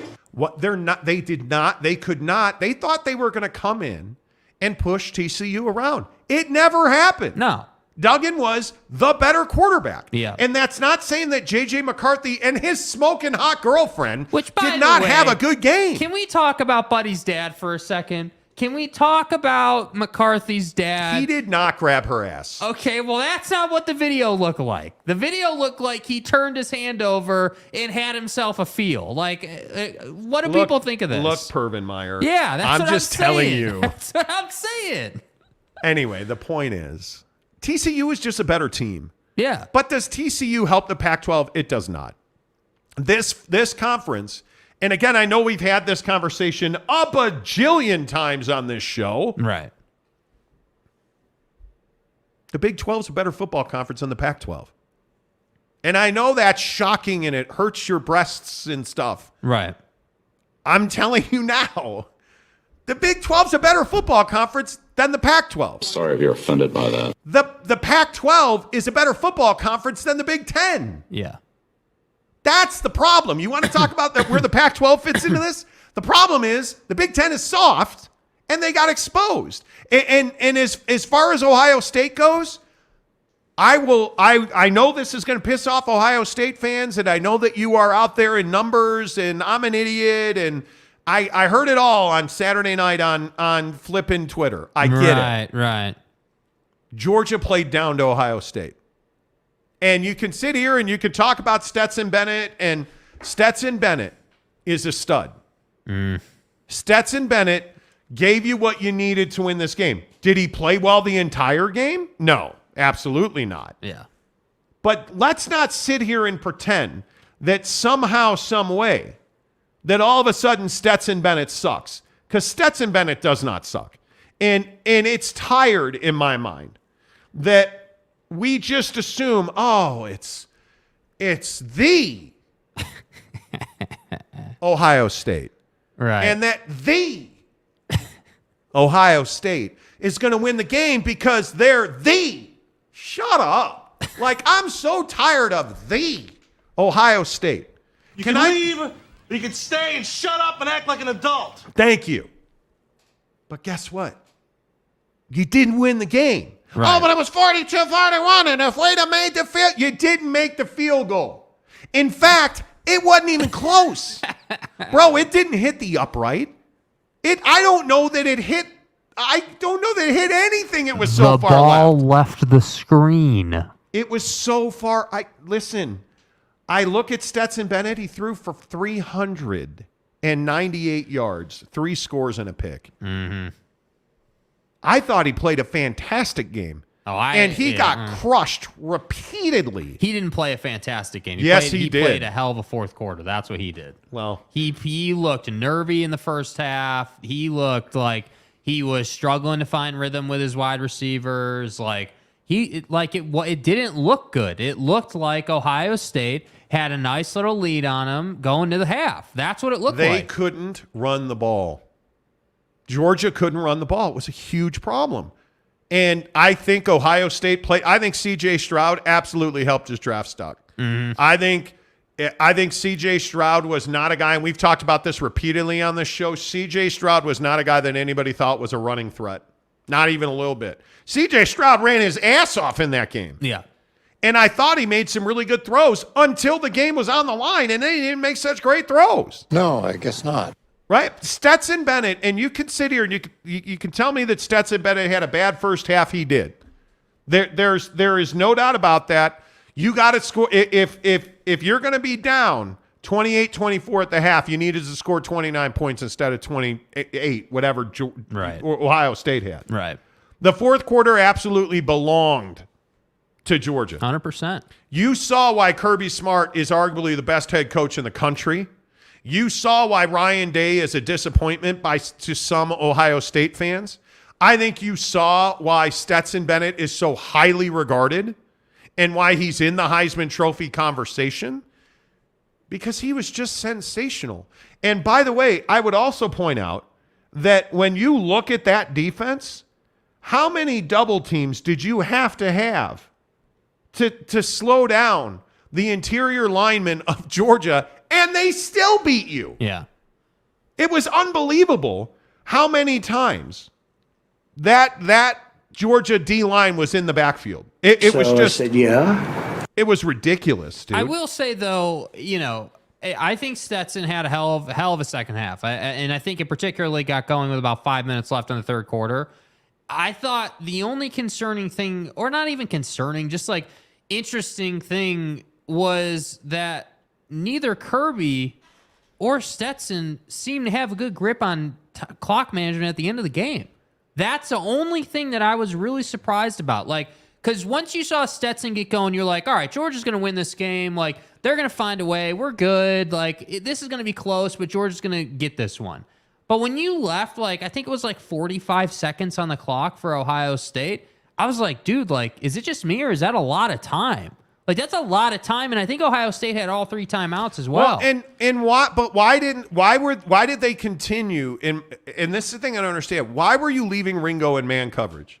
If you're Georgia, that's the one thing I didn't understand. Yeah. But again, Ringo is a guy that has routinely been terrible this season. Terrible. Teams attacked him all year. He got beat repeatedly. Mm-hmm. But what did he do? When the game was on the line, what did he do? He made a huge play because he plays at Georgia, and they're ready to make those big plays. There's no way to get around the fact that Ohio State just stopped playing in the fourth quarter. Georgia dominated. Yeah. Hey, I think Georgia played down to the Ohio State. And I think that the truth of the matter is that's what happened. I don't know. Gumby says, the Monty Show. Exactly right. The. Jake Gordon says, can we make a soundbite of Monty saying the Ohio State? We can. We can. Lee Jensen says, welcome back. Thank you. Little Jizzy says, Mike White is a scrub along with the Jets' horrible offensive line. Well, Zach Wilson's a bust. So what do you want from me? Yeah. It's Patrick says, TCU fan here. The Big Ten is not soft. Michigan, Ohio State bot. But what do you mean? Yeah, I don't get that. I don't know what that means. That doesn't, by the way, saying that Michigan's soft doesn't mean that that's a knock on TCU. TCU's really good. Yeah. TCU exposed Michigan. You can't come into the game if you're Michigan saying that you're going to move this team and that you're going to physically impose on them and then get moved and get physically imposed on. You can't do that. It's just unacceptable. Yeah, I don't know. Kyle A says, Monty, I think you have a look-alike, that being Sonny Dykes. You think I look like Sonny Dykes? Okay, well, I don't know who you looking at. Okay. Okay. Let's see. MW Robbins 11 says that play should have been dead before the targeting happened. Well, shoulda, coulda, woulda. But by the way, what a stupid play by that kid. Yeah. Like, what are you doing? And by the way, the targeting non-call at the end of the Georgia-Ohio State game, that was not targeting. Not close to Dude targeting. laid him the F out with a shoulder. In the end zone. Not his helmet. Yeah, in the end zone. Yeah. He laid him out, dude. Yeah, Jake Gordon says the Monty Manor at the Maverick Center looks a lot better when Monty and Son are there. Thank you. Thank you, Seth. And I appreciated everybody like DMing me pictures of the studio. I appreciate that you guys do that. Richard McDonald said, don't forget Michigan beat Ohio State in Columbus, which now it makes me wonder, how the heck did that happen? But like, to me, it goes to show it all is incestuous in the Big Ten. Well, Michigan beat Ohio State, way back when and whatever. It doesn't even matter because ultimately you had 2 opportunities to get to the championship round and you didn't take advantage of it. That's the problem. Yeah. Fat Jesus says Jim Harbaugh forgot to wear his lucky Walmart khakis. I'm so tired of Jim Harbaugh. I feel like Jim Harbaugh is one of those guys who's neat. And it's like, oh, it's Jim Harbaugh. Of course we like him. And nice glasses. But I feel like that's what this is about Jim Harbaugh. Yeah. Rick Forster says, anytime Michigan loses, it's a great day. Well, Facts. Dominique Peterson says, how you like Bo Nix beating Utah on one leg? I don't know. I watched the game, and I thought he had 2 legs. Did they amputate his leg before the game? Could have been. I didn't see that. You weren't expecting this one. Did Bo Nix have a leg amputated? Huh. Dominique also says Utah sucks. Well, I don't know how to break this to you, kid, but Utah is back-to-back Pac-12 champions. Is Dominique a rebranded or retreaded version of Duck season? Could be. Sean Mirzinski says, okay, Dominic. Look, I'm sorry. I know we're the largest sports talk show here in Utah by a good margin. And, you know, I want to listen. I want to apologize. How we missed the Bo Nix leg amputation story, it's incompetence. I don't fucking know. Like, I can't believe we missed that story. Bo Nix had his leg amputated. How do I not have a drop of Bo Nix screaming in pain from the amputation? I don't know, because I would assume it happened on the field. Yeah. So he went from 3 legs to 2, apparently, because he had 1 amputated. So that was a penis joke. Anyway, the point is, I'm going to get medieval on your ass. I apologize for being incompetent and missing the Bo Nix amputation story. Bro, what are you talking about, man? Dominique, I owe you a debt of gratitude. Sorry, bro. I owe you I owe you a debt of gratitude. Okay. NW Robin says they couldn't even beat Florida. I know. Yeah. Utah sucks. I don't know how they've won back-to-back Pac-12 champions and played in back-to-back. Play intramurals, brother. Yeah, they should be playing intramurals. Yeah. You can't beat an amputated Bo Nix. What good are you? Yeah. You guys are crazy. 10 of the hour every hour on the Monty Show. We bring you Football at 50, the biggest stories in football presented by our good friends at Papa Murphy's Pizza. Hook it up, get the meatballs. They have their meatballs are back. You can get it. I'm telling you, get the meatballs, chop them up, put them on the pizza, put it on the smoker. Life is good. It's good. It's just meatball marinara, baby, at Papa Murphy's. Use the promo code Monty25 to get 25% off your purchase, $25 or more at Papa Murphy's Pizza. Download the app. It's super easy, the Papa Murphy's mobile app. You can order right now and have a pickup at 3 o'clock. Hey, the Rose Bowl's today. 3 o'clock kickoff. Put your pizza order in for 2. Put it on the smoker by 2:15. Done by 2:30. Chow time, bada baby. Boom, bada bing. Chow time, baby. You know what I mean? Maybe we'll get some pizza for the Rose Bowl tonight at Papa Murphy's, although I know you have your girlfriend and stuff, so here we go. You know, you just go do you. Here or we her, go. whatever. The point is, this Jim Harbaugh thing is remarkable to me. Did you guys hear this story? Jim Harbaugh, according to Ian Rappaport at NFL Network, Jim Harbaugh is the leading coaching candidate in the NFL right now, the hottest guy, and he's number 1 in Denver to be the next head coach of the Broncos. What a gimmick, dude. What a gimmick. Now all of a sudden in Denver, we're all sunshine and roses because Russell Wilson's teammates supported him and talked about his work ethic, and now all of a sudden you're going to go and get Jimmy Boy. That's my quarterback. Come on, dude. Like, let me ask you this. Yeah. Is Jim Harbaugh a risk? Because he wins to a certain extent. Isn't that precisely the issue in sports? He's that 6-foot blonde hot chick you meet at the bar. She won't come in for her nightcap, right? Like, he takes you right to the limit. He'll get you to the Super Bowl in San Francisco, but you can't make the three. He'll get your right ass cheek to the goal line in the semifinal, but not into the end zone. Like, he's that guy. Does he win you a Super Bowl? If you're in Denver, you fired Nathaniel Hackett, who was incompetent.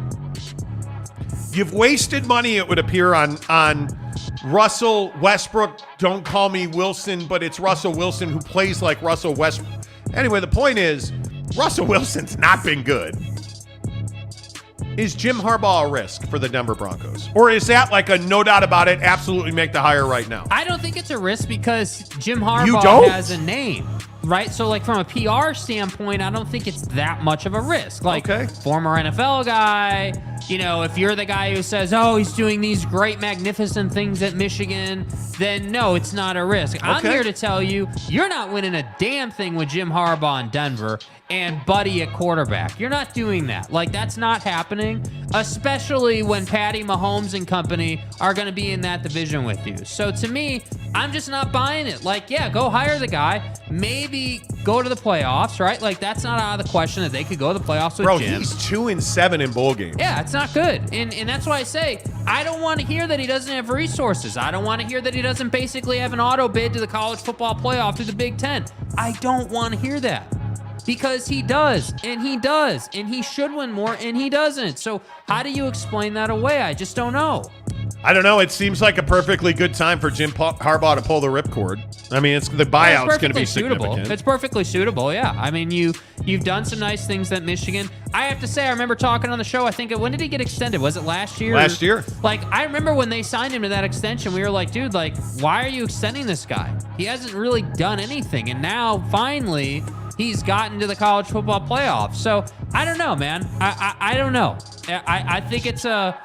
He is under contract through the 2026 season. And you know what? You know what this makes me think about? This makes me think about Whit, because there's going to be a ton of people out there who, if you said, you know who Jim is or do you know who Kyle is, they're going to say, well, yeah, it's Jim Harbaugh, 49ers, Stanford. I know who Jim is.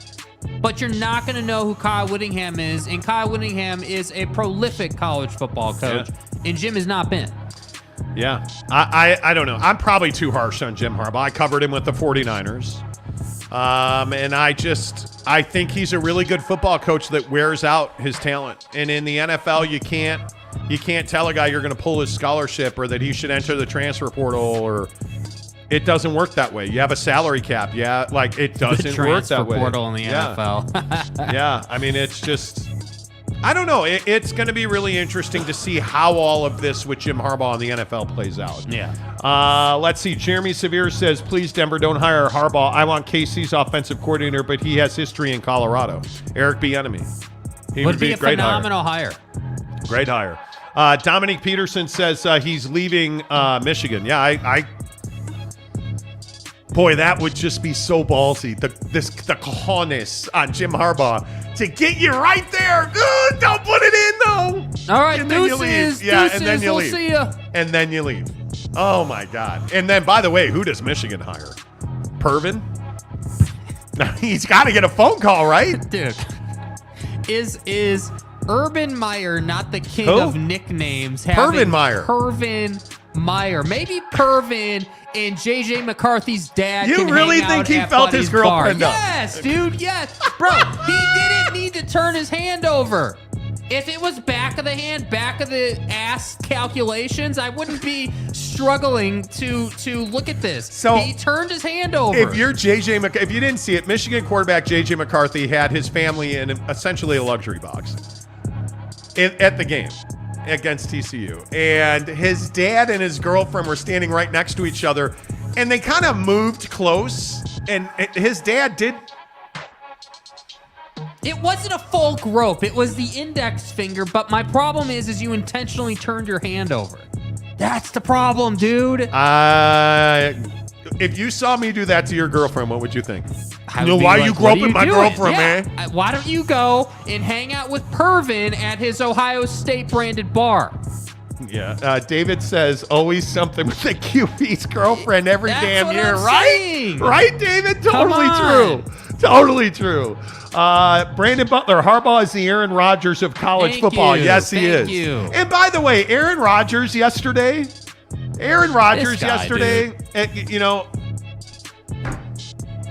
okay, so the Green Bay Packers essentially needed to win out to make the NFL playoffs. I think they have, an 8%, they weren't making the playoffs. And Aaron Rodgers is going to sit up on the dais and say, as long as we have an opportunity to make the postseason, I'm going to play, but I have cracked ribs and a bum knee, and I'm playing on one leg because I got amputated on the field. We know the story with Aaron Rodgers. They've basically gone on a run where they have beaten Chicago, the Rams, the Dolphins, and the Vikings. And now if they win next weekend, they've won these games. And if they win against the Lions at Lambeau next weekend, they're in the playoffs. So you would think that Aaron Rodgers would simply shut his mouth and not give the Detroit Lions any billboard material. Right. Or bulletin board material. So then after the game, he's like, oh, yeah, now what, haters? What did we tell you? Now what? Like, you haven't accomplished anything, Dick. You haven't done anything, dude. Now, having said that, they're going to beat the Lions and probably get in. But how awesome would it be if he choked on the D? Detroit, the D. It's the D and the D. Detroit. How awesome would it be if they choked against Detroit and missed the playoffs after he said, "Now what, haters?" That would be amazing. That would be amazing. By the way, another completely pitiful performance out of Kirk and the boys. Okay, he's your favorite quarterback. What a joke. 41-3. 18 of 31, 205, 3 interceptions and a touchdown for Kirk Cousins. What a joke. Holy cow. Yeah, let's go ahead and excuse those interceptions away to Dak interceptions to feel better. I don't even know how. I don't know, man. Brutal. Absolutely brutal performance out of Minnesota. By the way, Tom Brady just continues to do the job. Yeah. He was awesome. Not one against or two Carolina. or 3 years in a row. 14 years in a row. Tom Brady's been in the NFL playoffs. Dude. Tom Brady, 34 of 45, 432, 3 touchdowns. No interceptions. Unbelievable run for Tom Brady. Might want to keep Mike Evans in front of your deep safety. Seriously. I mean, that's unbelievable. Make sure you give us a thumbs up as we tell you that Papa Murphy's Pizza proudly presents Football at 50, 10 of the hour, every hour. Make sure you use the promo code Monty25 to get 25% off your purchase at $25 or more at Papa Murphy's Pizza. At Papa Murphy's, we do more than just pizza. We do meatballs and marinara. Actually, I do the meatballs and marinara. And how do you do it, Dad? How do I do it? How do I do it? Order now at papamurphys.com. That's funny. I don't know, man. I don't know how you don't get the meatballs for the game tonight. Rose Bowl, order your Papa Murphy's Pizza. 3 o'clock kickoff, order it by 2. Pick it up, put it on the Traeger smoker or in your oven. Get the take and bake chocolate chip cookies because I'm fat. And you'll love them. And you'll thank me every single day. Papa Murphy's Pizza, use the promo code Monty25 to get 25% off your purchase of $25 or more. Good morning to you. It is 8:02 on the Monty Show, presented by our good friends at The Advocates. TheAdvocates.com, the best injury attorneys in the business. Good to see you all here this morning. What an hour of power football conversation that was. If you're just tuning in, we have talked all about, the Utes. We have previewed the Rose Bowl. Do you have a score prediction on the Rose Bowl?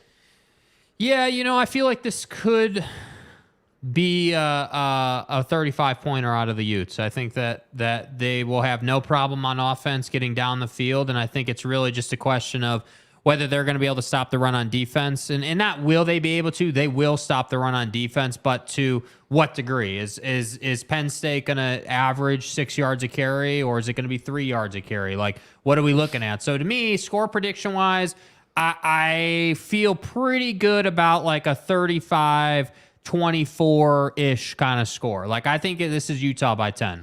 Monty Parks and Jaquindon Jackson have to have big games. Period. End of story. That's it. Are the Utes going to win the games? Because you and I both know if they win the Rose Bowl, Cam Rising's probably the MVP, right? Jaquindon Jackson has to have a game. Because there's no way that Penn State is preparing specifically for Jaquindon Jackson. And that kid is just an absolute baller.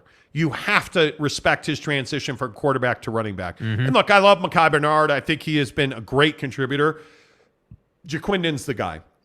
And I look at Monty Parks. Devon Valey's a nice, good, not great wide receiver. Monty Parks has the ability to be the guy that this team needs him to be, and I think he will. I think those two guys, Jaquindon Jackson has to perform. Monty Parks has to perform. Without, your leading tight end, both of them, Keithy and Kincaid, both gone for this game. Obviously, Clark Phillips, the third, is out. That's a huge loss for this team. But Joey Porter Jr. is out for Penn State. I think Monty Parks has to have a game. I love this game to be 35-27, 38-28, something in that variety. I think Utah wins the Rose Bowl. I think that Kyle Whittingham cements his legacy. I absolutely think that if he wins this game, Kyle Whittingham becomes the single most significant the single most significant coach in the history of college football in the state of Utah. I think it is a huge, huge legacy day at the Rose Bowl. So would love to see your score predictions. Drop them. I see all the Oregon fans in the comments. Drop them. Let's hear it. Let's get some of your comments in here. By the way, coming up in 26 minutes, we'll announce the winner. Since you guys got us to 9,000 subs. And what a run it was. The thing that's amazing is we thought this would come down to the wire. And it has not even come close to the wire. We're at 9,067 subscribers. Way past it. We beat 9,000 like last... I think it was last Thursday. Thursday night. Like, we blew past it. And it's just you guys supporting the show. I mean, some of you have been here since we were on Twitch, since we were on Periscope. We used to do this show live on Periscope every day. Like, we've been on YouTube for 2 years. To be at 9,000 subscribers, and really it's been the last year that we've really hit the ground running. That you guys have, supported this show. That's why I ask everybody who's here, all 175 of you watching the show, please give us a thumbs up. We're at 1,000 views. We only have 57 likes. If you guys could hit the like button, that really helps the channel grow. But at 8:30, we're going to announce the winner. We're taking a listener +1 to the Jazz game next Tuesday, January 10th, against Donovan Mitchell and the Cavs. Donnie. We're going to do it. And a lot of people have said, well, what if I don't want to ride in a black car with you guys? Okay, you don't have to. We'll meet you there, which is amazing. But we'll meet you at the game. We will take you to the team store. You can buy whatever jersey, or I would tell you, get one of their new sweatshirts. They're pimp. You don't want a jersey from this team. Mm-hmm. And then we're going to watch the game in really good seats. We got the seats over the weekend. They're fantastic seats. I'm super stoked to see Donovan Mitchell back. We'll announce that winner at 8:30 because you put us at 9,000 subs. Unbelievable. And now the trek to 10,000 begins. Yes, it does. Yes, it does. And that we're already at 9067 is just such an honor. Thank you guys so much. Let's go. Let's get some of your comments. Travis says the University of Utah 42. The Utah Utes 42, Penn State 15. I hope so. Okay. LFG says inject Utah-centered sports talk in my veins. Back the pack. West of the. You mean best of the rest? I agree. San Diego State says the Bo Nix amputation probably sounds a lot like the Steph Curry scream drop. Wow. Well, I mean, on the same octave. Do you think? Do we wait before you play? Let me know when you're ready. Yeah, hang on. I need to find this. A little rusty here. Jake's a lot of rusty. He doesn't know where the drop is. But anyway, my point is, we have exclusive audio from the field, right? Where Bo Nix had his leg, apparently, according to Oregon fans, he had his leg amputated before the Utah game, and he beat Utah on one leg. Okay, I'm ready now. Which again speaks to no, I'm not ready. His anatomy. Are you ready or no? not? I'm not. Sorry, that was a different one. I've got a couple. Which again speaks to Bo Nix's anatomy that he, I guess, started with only 2 legs and not 3. But his leg was amputated on the field, according to Oregon Duck fans, and he beat Utah single-leggedly, right? Not single-handedly, right? Single-leggedly, right? We see what you did there. One leg, right? Anyway, the point is, are you ever going to find? No, this I drop? honestly don't know where it is. I'm like trying to find it here. I literally have probably like 400 drops, and I don't remember where I put this one. Anyway, we were going to bring you live exclusive audio on the field of the amputation from the blue tent. They amputated, apparently, from what reports have said, Bo Nix's leg was amputated in the blue tent. Right.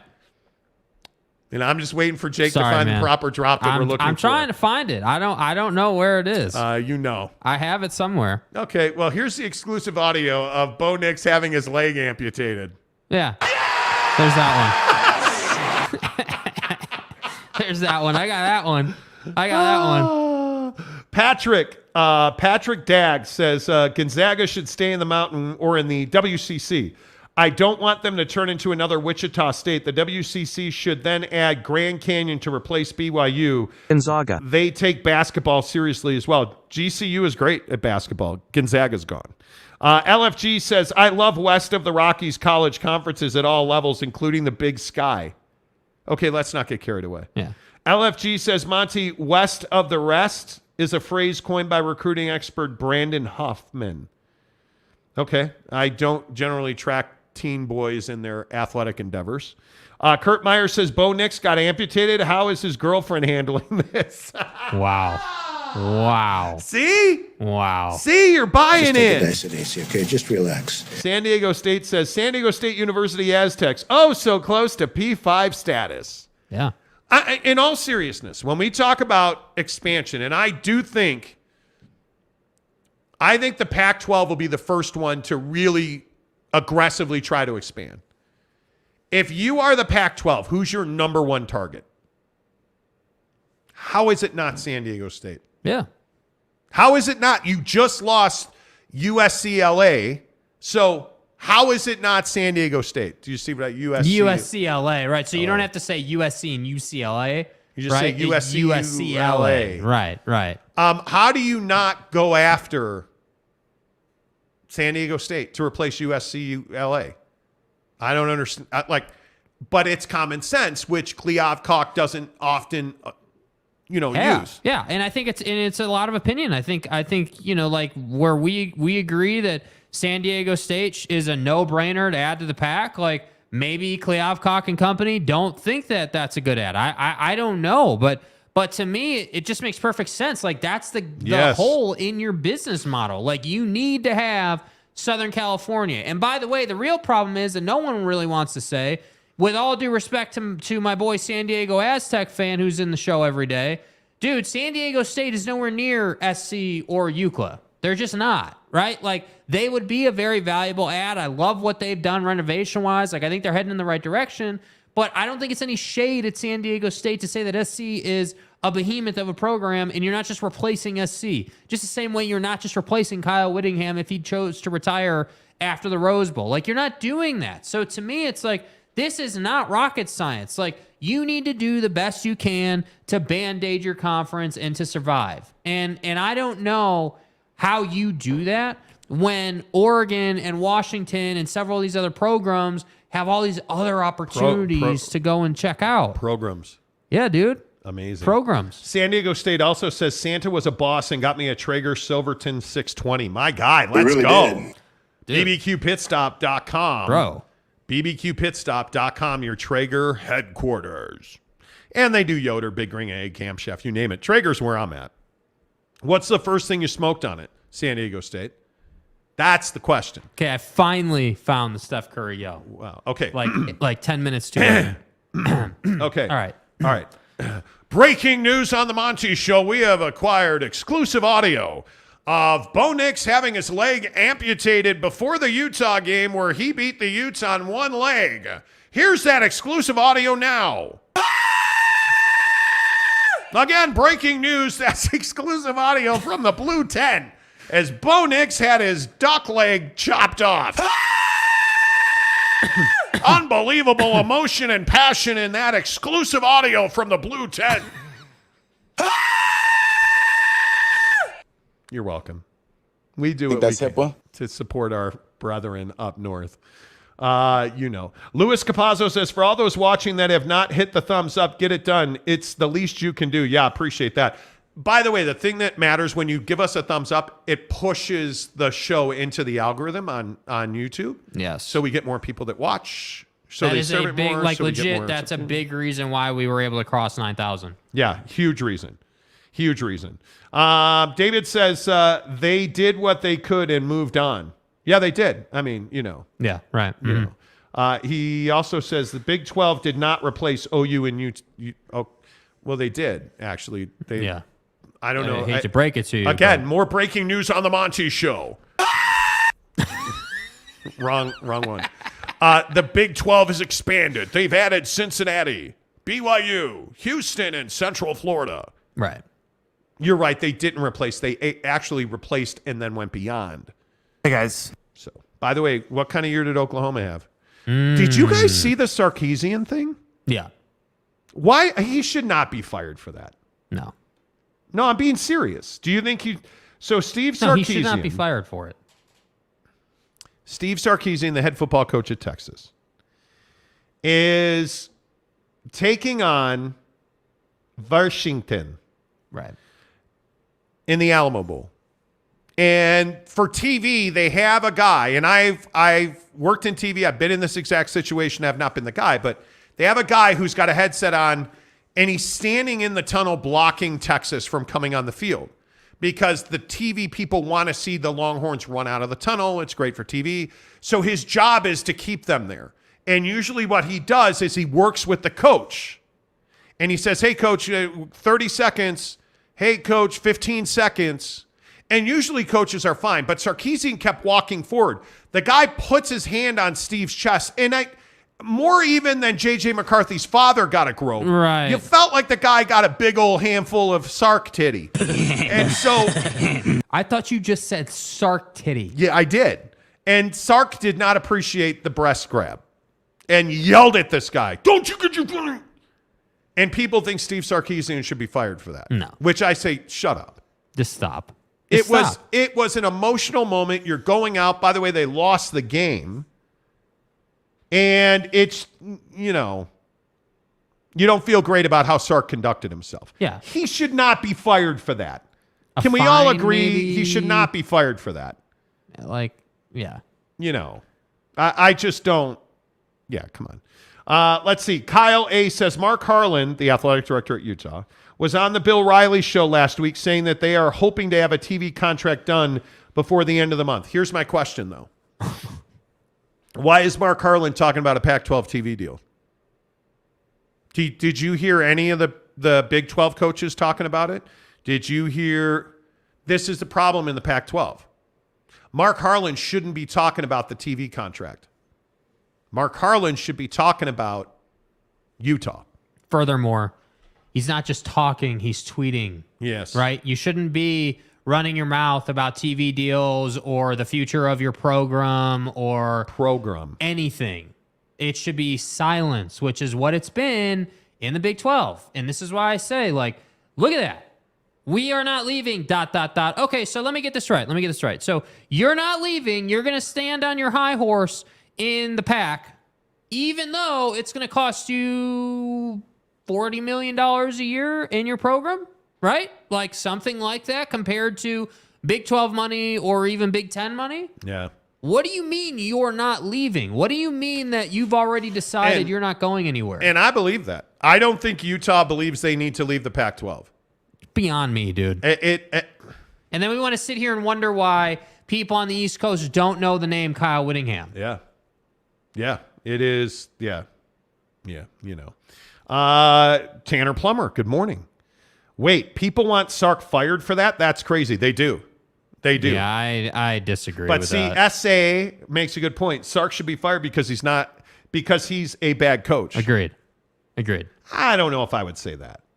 You think he's I just think he's average.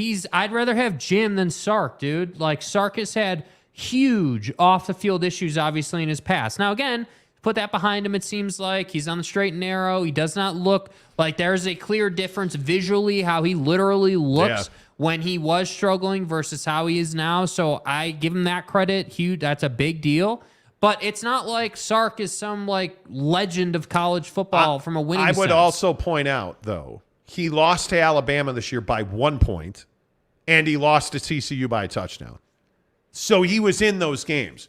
If they have those situations repeat themselves this year, and I mean, he had an outstanding recruiting class. The problem is there are not great, elite, all-time college football head coaches falling off trees, right? Like, there's not another Nick Saban on the market. There's not another Kirby on the market. That's the problem. So you wind up saying to yourself as an AD, well, look, Sark is printing us money, right? We're relevant. We didn't go to the college football playoff, and maybe we weren't a solid top 25 team the entire year, but we were in those games. As he just said, we were on the precipice of being a top 25 team and being a college football playoff team. So to me, from a business standpoint, it doesn't make sense to fire Sark. It doesn't make any sense because he's making you money. And he got Arch Manning, and he got Anthony Hill, and he had the number 5 class in the country. You can see what's coming. He is built, and he's got an outstanding coaching staff. Like I just wouldn't do that. Lewis says that's cancel culture. Fire them all for stupid things. Totally agree.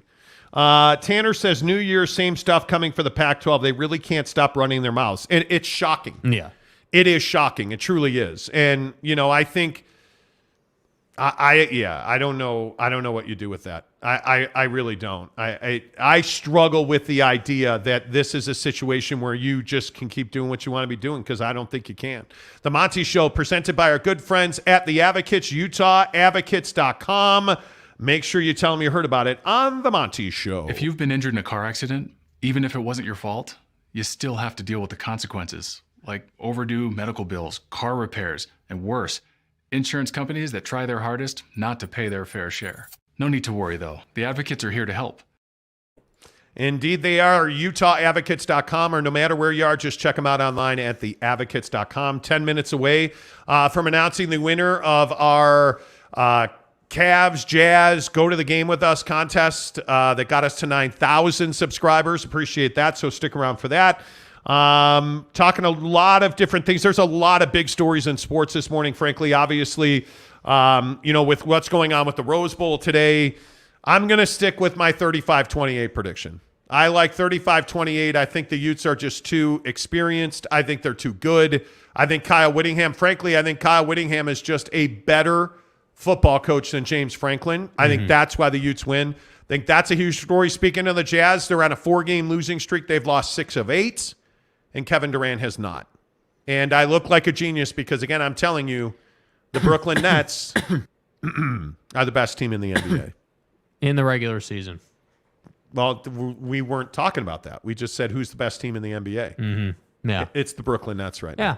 I mean, there's expectations. Like, they're playing good basketball, 11 in a row, I think it is. Like, you're playing good basketball. You are. Like, this is the ebb and flow of the NBA season. And the beautiful thing is we're not even halfway through yet, I don't think. Are we? Did we even pass the halfway line yet? No. So, to me, there's a long way to go here. I will say it is nice to see them playing good basketball. Like, it's nice that, every time we bring up the Nets, it's not, Kyrie Irving, in some Twitter meltdown mode. Like, it's nice that we can just now say, yeah, Kyrie's playing good ball. Like, Ben Simmons seems to be on the mend here. He seems to be finally finding his flow again. And Kevin Durant's doing what Kevin Durant does. So it is nice to have some positive talk. Kevin Durant doing Kevin Durant things. Yeah. So all of that going on. And, of course, the biggest stories in sports are always presented by our good friends at Quick Quack Car Wash. Make sure you check them out. Any of their Utah locations. We went on a roadie, as you guys are aware, from Salt Lake City through St. Jeezy, down to Las Vegas, into Los Angeles, up to Lake Tahoe, back home. Tahoe. Some of the worst weather I have ever driven in through Tahoe last week. Mm-hmm. The car was absolutely destroyed. The Audi SQ5 destroyed. Rolled up to the district at Quick Quack Car Wash and said, hey, man, can I get a muddy duck, please? You guys know what a muddy duck is? It's where they use a ton of extra water on your car because it's very muddy or very dirty. And I said to the guy, hey, and he's like, oh, no worries, man. We'll make sure the back looks great. Like, because I told him back is really bad. The front's really bad.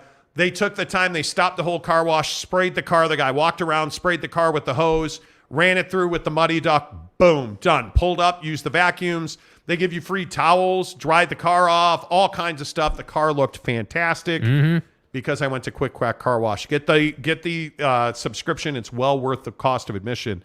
Make sure you tell them you heard about it on the Monty Show.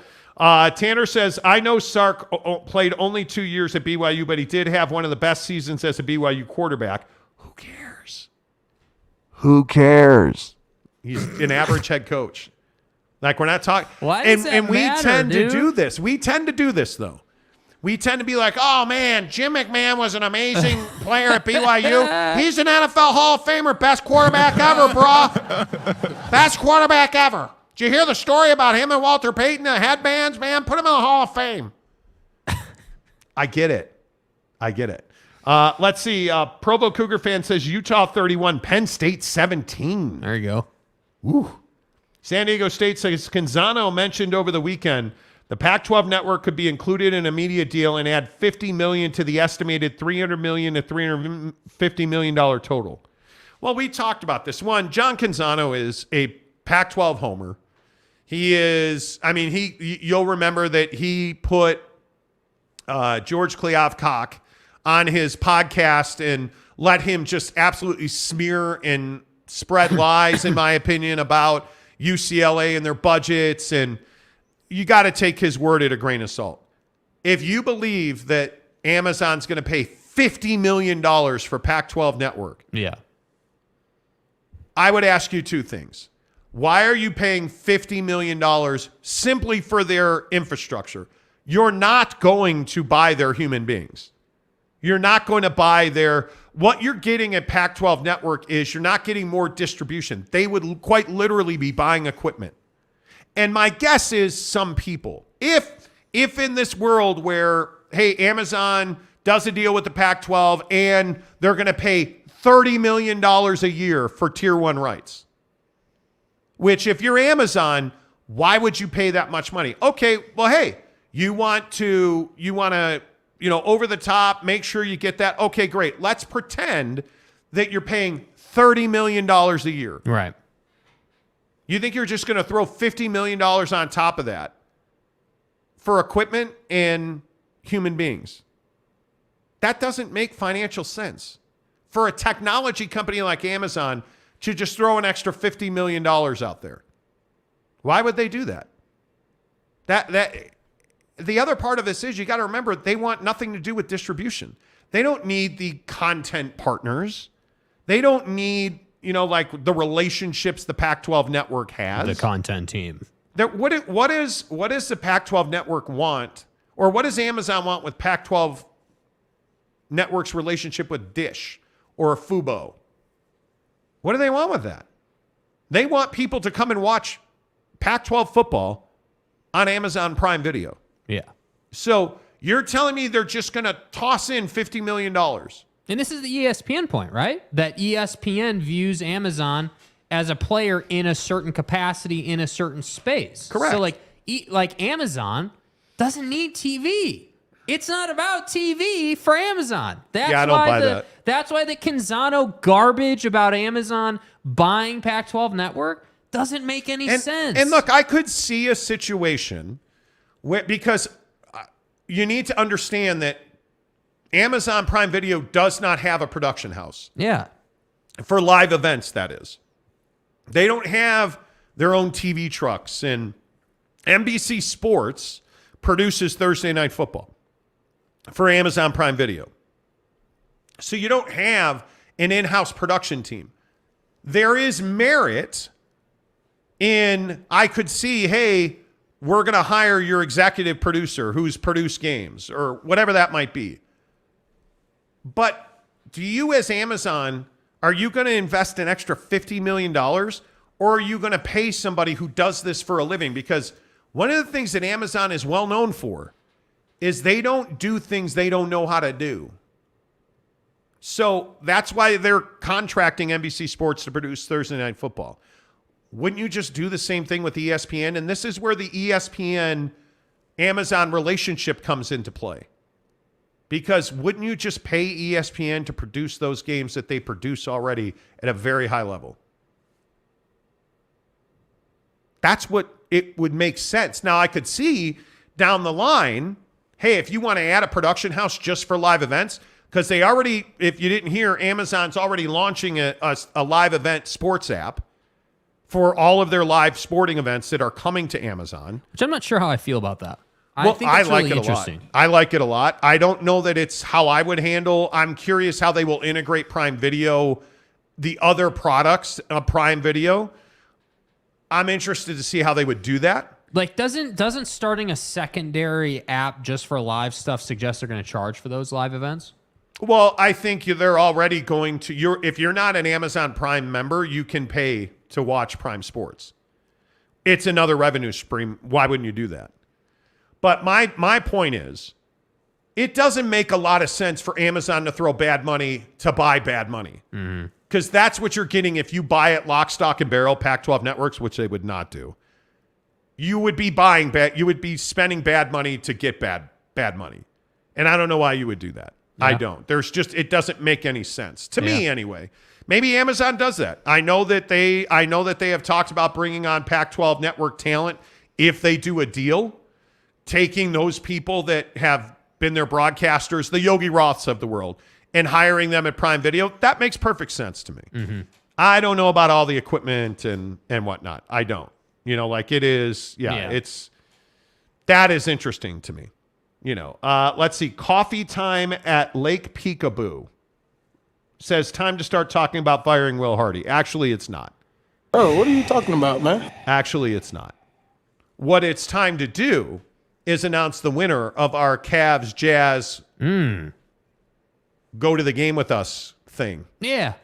We promised you guys that if you got us to 9,000 subscribers, that we would choose one of our subscribers randomly and take you to the Jazz game +1. Right. And we would take you to the team store. You can buy any jersey or anything you want in the team store. I mean, if you want a Beanie Baby, knock yourself out. And then we would get premium seats and watch the game with you. Well, you guys got us to 9,000 subs. Right.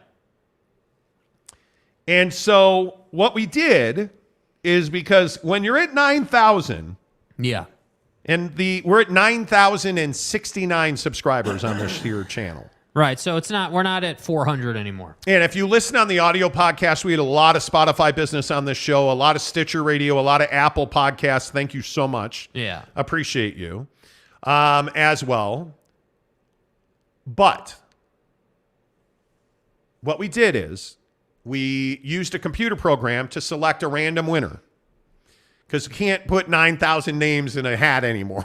It's not going to work for us. If you remember back in the day, we used to every time we get a new subscriber, we would just make sure we had every subscriber in a box, a shoebox at one point, and we just pull the name out and we had a piece of paper. Well, we use a computer program now randomly, and Austin Napierski is the winner of the Cavs Jazz go to the game with Jake and I thing. Let's go. I guess we never really came up with a name for it. It doesn't have a name. You're going to the game with us. Austin Napierski was randomly selected to go to the game with us. Now, if Austin can't make it, we will tell you that, and we will randomly draw somebody else.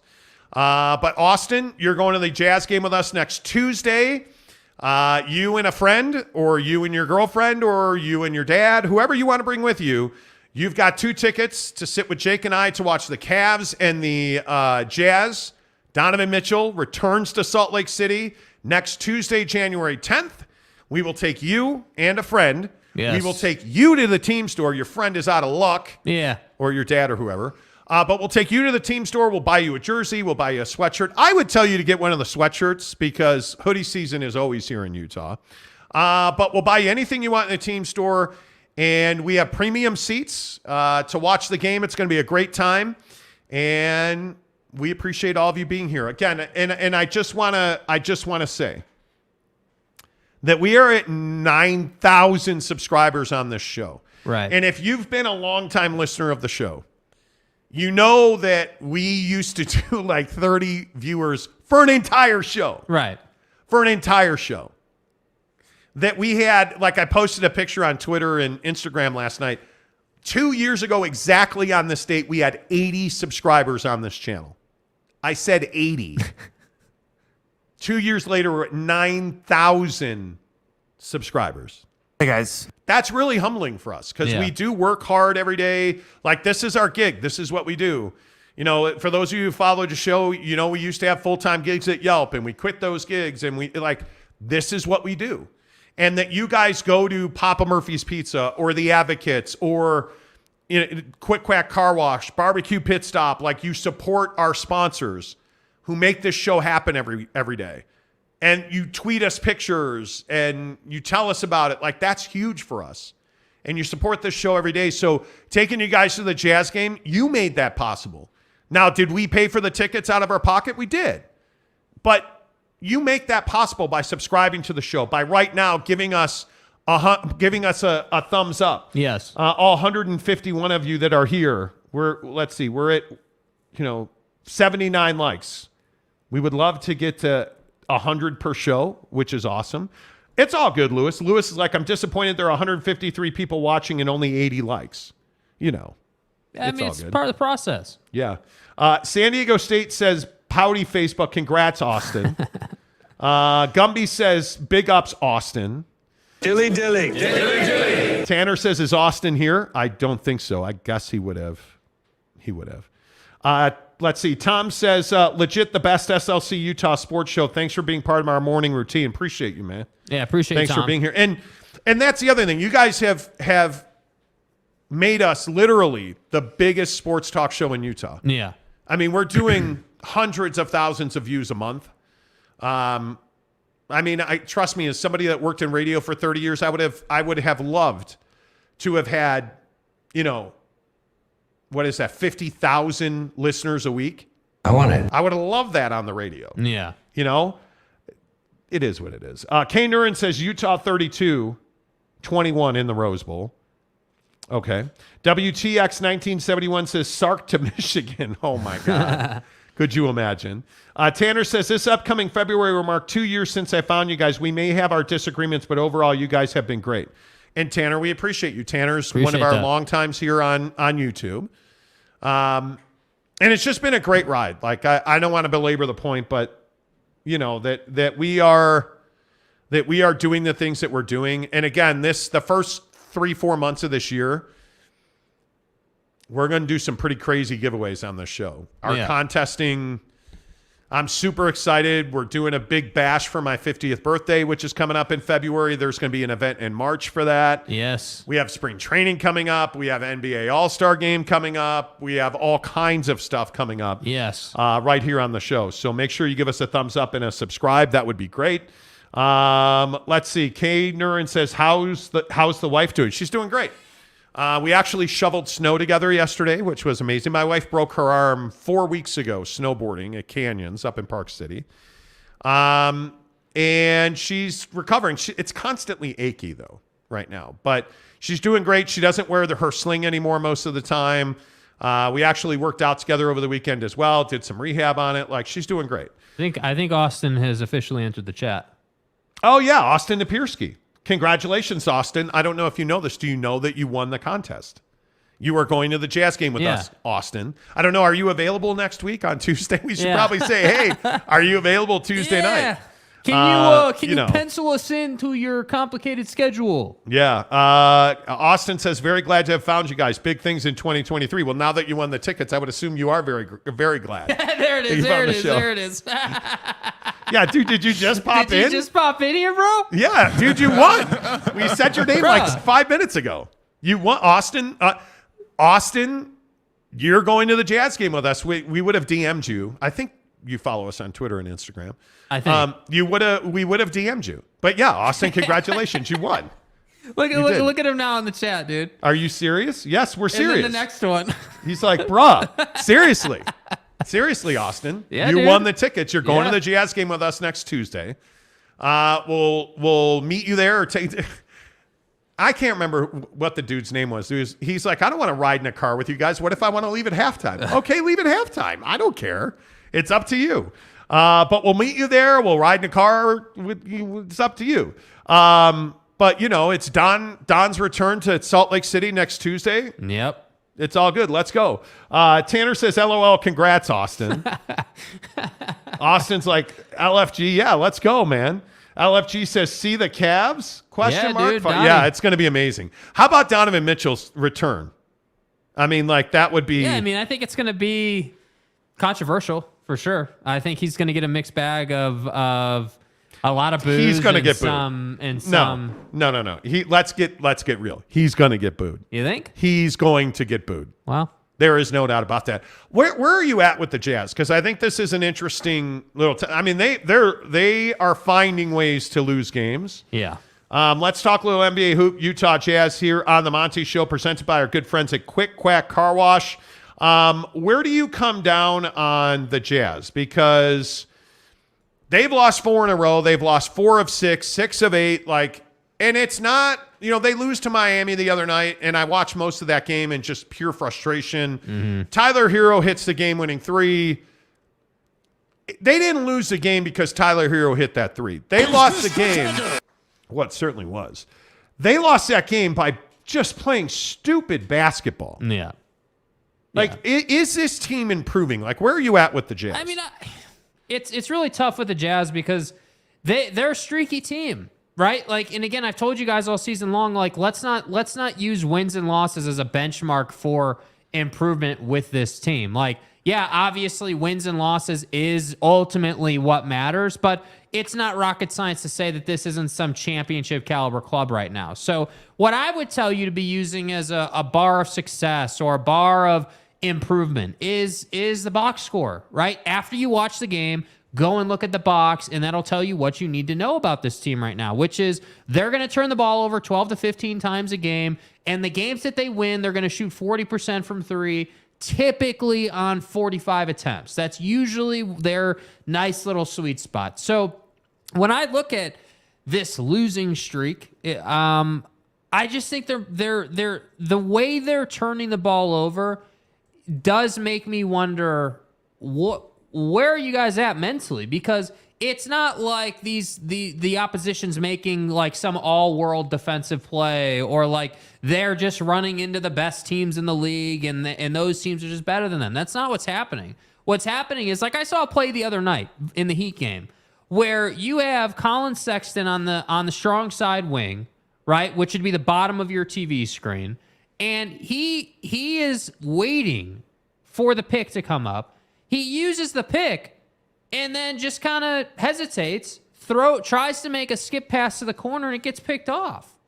It's dude, that is a never going to be completed pass in the NBA. You're not throwing the ball from the strong side elbow to the far corner when you've got 3 guys standing in front of you in the paint. You're not doing that. So it's that type of play where the people in the chat who are oh, well, you got to fire Will Hardy. I'm not at fire Will Hardy yet. I'm not even close to that. But those are the kind of plays where I'm what was Colin thinking there? And how is that ever even an opportunity in this offense? That's where I'm okay, Will needs to have another conversation because you notice what happens. They play bad for 3 to 5 games in a row. Then Will Hardy starts to keep it real with these guys, and they start to wake up, and then they'll win 4 or 5 in a row. And that's how they've sort of teetered on this 500 plus or minus 2 or 3 games the whole season. So to me, I think the Jazz are okay. It's not like they're in some horrible position, but they do make some pretty boneheaded plays. Well, and I think the one thing that I'm really excited about is Walker Kessler. I think we continue to see Walker grow defensively.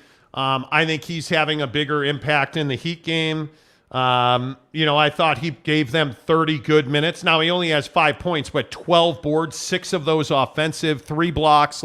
He's impacting the way you need your bigs to impact the game. If he's not going to be a 20-point guy, which I don't think he will be on the regular, he needs to be, a 10 and 10, a 15 and 10 guy. Yeah. You can absolutely see that development there. But I want to go back to expectations. What were your expectations coming into this year? Mm-hmm. Your expectations were not, hey, we're going to the playoffs, we're winning the Western Conference. They were tanking for VW and win 10 games and hope for the worst. Well, you got your hopes up because this team played so well out of the gate.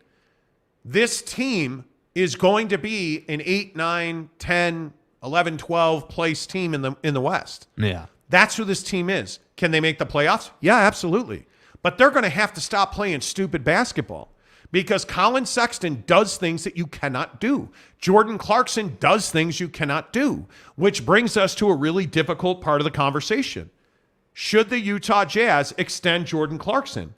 And Tony Jones was among others who were breaking the story that the Jazz are involved in contract extension talks with Jordan Clarkson. Mm-hmm.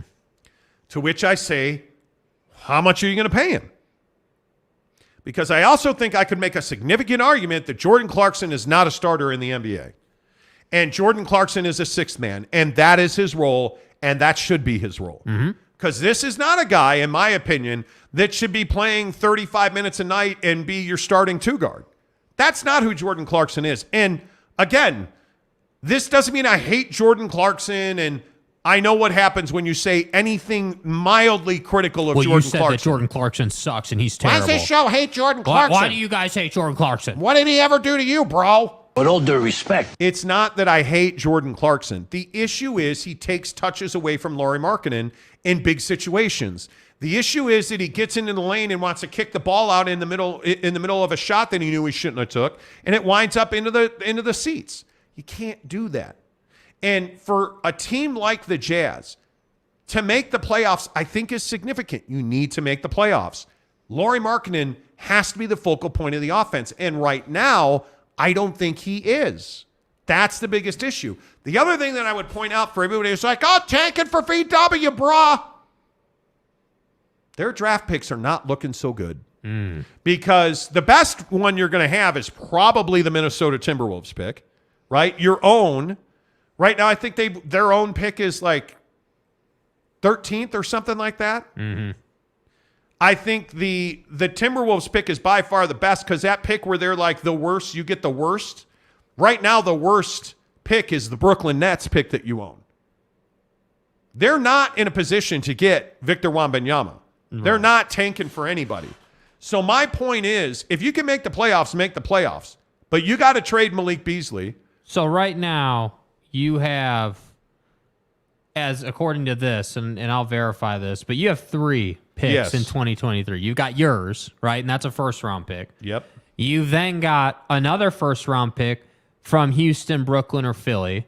And then you've got a third one, and that's the Minnesota one you were referencing. Yes. So you have a bunch of, like, a laundry list, obviously, as you guys know, of first-round picks coming. But I don't think that you should be sitting here being like, oh, well, man, they've got great draft capital. You don't have great draft capital. You have a plethora of draft capital, some of which is good, some of which is crap, and some of which falls sort of in between. So you have to understand that. So don't watch this team and say, well, next year will be a lot better because they have great draft capital. It depends how Danny goes about this. And I know, talked about this 100 times, but I'm going to keep dying on this hill, right?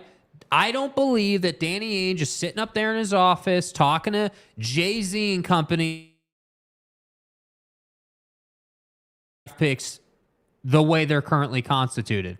I think what they're going to do is they're going to package 2 or 3 of these picks this year, and they are going to climb the draft, and they're going to go and try and get a guy. They're going to go and try and get somebody inside the top 10 that they believe they can put into the starting lineup who could be an impact player now, i.e. last year's Paolo Banchero, right? Like, i.e. some of these other guys who have been drafted now right into the starting lineup guy. That's what I think Danny wants to do. Yeah, I think it'll be interesting to see, and this is, again, just my opinion, who stays and who goes. And I think when you look at where guys like, Colin Sexton is interesting. I would not rush him back even a little bit. Right? Like, I just wouldn't. I think it's very interesting to see where, if Colin's not 100%, I'm not interested in him playing heavy minutes. In fact, I wouldn't play him at all. The other night, you look at the guys that got the bulk. He got 24 minutes the other night against the Heat. And he was 4 of 11 from the floor. But again, I look at the fact that he's not turning the ball over in volume, but is he making good decisions? I look at Clarkson and Conley both with 4 turnovers. Kelly Olynyk has been not good lately. Yeah. With 5 turnovers. Your center turned the ball over 5 times. How? So you just got to make better decisions on the ball. The bottom line here is I would extend Jordan Clarkson, but not at starters money. You just can't do that. I think that's one of those bad decisions, and I think that's what they're talking to him about. Yeah. I think the Utah Jazz right now are happy to have Jordan Clarkson as a starter because it doesn't mean a whole lot. You're a 19-20 team. You're a game under 500 now. Yeah. It doesn't mean a whole lot if he starts or if he comes off the bench. When you were contending for what you thought were championships, Jordan was the 6th man of the year for a reason But that's not who this team is anymore. And I don't think you can be married to guys. I certainly know factually that Jordan Clarkson has interest from the NBA. There are teams around the league that would like to acquire Jordan. If I'm the Jazz, I would trade him. I don't believe they have an appetite to do that. I don't think they're out shopping him. This extension talk, though, I'm told is because they're trying to figure out if they can keep him long term or if he's a guy that wants to test free agency. And if I'm Colin Sexton, I'm hoping that eventually I get to start. But for that to happen, Jordan Clarkson can't be there. Yeah. So it's you gave Sexton an extension. That does not mean you're married to him. You're not married to any of these guys, frankly. Yeah. That's why the trade we reported, by the way, put it up on the screen, dude. I don't know how else I can say for that. all the people who are like, oh, you don't have sources, you don't know what you're talking about. You made it up, bro. Come on, we've dude. been telling you, and I don't have that graphic, but we've been telling you that they had a trade in place with Atlanta. And how about this Trae Young situation in Atlanta? Man, how that has gone south, that you are looking at another coach not wanting to coach Trae Young. It's ugly there. But having said that they had a three-way trade in place with the Jazz, the Suns, and the Hawks, where basically John Collins would wind up with the Jazz with a filler player, and the Jazz would get 2 first-round picks in that deal, and the Suns would end up with Jared Vanderbilt and either Mike Conley or Malik Beasley. And the Jazz said no because they couldn't get first-round picks. We told you that on this show. Yeah. Shams confirmed that last week, almost chapter and verse. Like, it's pretty remarkable. Yeah. We know a thing or two. Would you trade him? Should you extend Jordan Clarkson? This is a guy that you can't be, loyal to. With all due respect to Jordan, like I didn't like that Ryan Smith came out all those days ago, many moons ago, and tweeted, "We're not trading Joe Ingles. Joe Ingles isn't going anywhere." No. Did not like that. And it has nothing to do with Joe, just like this has nothing to do with Jordan. It's not about the player per se. What it's about is business and money and your future. Every minute that Jordan Clarkson takes away from Colin Sexton is yet another minute that Colin Sexton is not developing. And what I'm here to tell you is, while you're not married to Colin Sexton for like the next decade, obviously, he is the guy right now. He is your future right now unless you decide to go another direction. Why would you not get him all the minutes you could possibly get him? And why would you not put yourself in a position to play as many of the developmental guys as you possibly can? Take advantage of being mediocre. Like, I don't think people understand how important this time is. Everyone wants to just fast forward to being Western Conference champions. Well, you're never going to get there if you keep paying guys like Jordan Clarkson to come in and turn it over 4.5 times a night. You're not going to get there, because I have news for you. Jordan Clarkson as a starter is getting overexposed. I love dude's game. Love the drip, love the swag, love the personality. Frankly, I love the fact that he's represented the Utah Jazz for how many ever seasons it's been now. I think I don't know, it was 6 years now or whatever it's been. Like, he's been here a long time now. And now with this rebrand and rebuild and everything, he's the guy that the fans gravitate to. But I just don't think that you can be loyal to these guys. Like, maybe negotiate, play hardball with them, get him to sign an extension, and then maybe trade him. I certainly would not let this dude go into free agency, because he will get signed and you will have lost him for nothing. Yeah, and he has a player option for next year at $14 million. Like, I mean, it makes a lot of sense to pay him.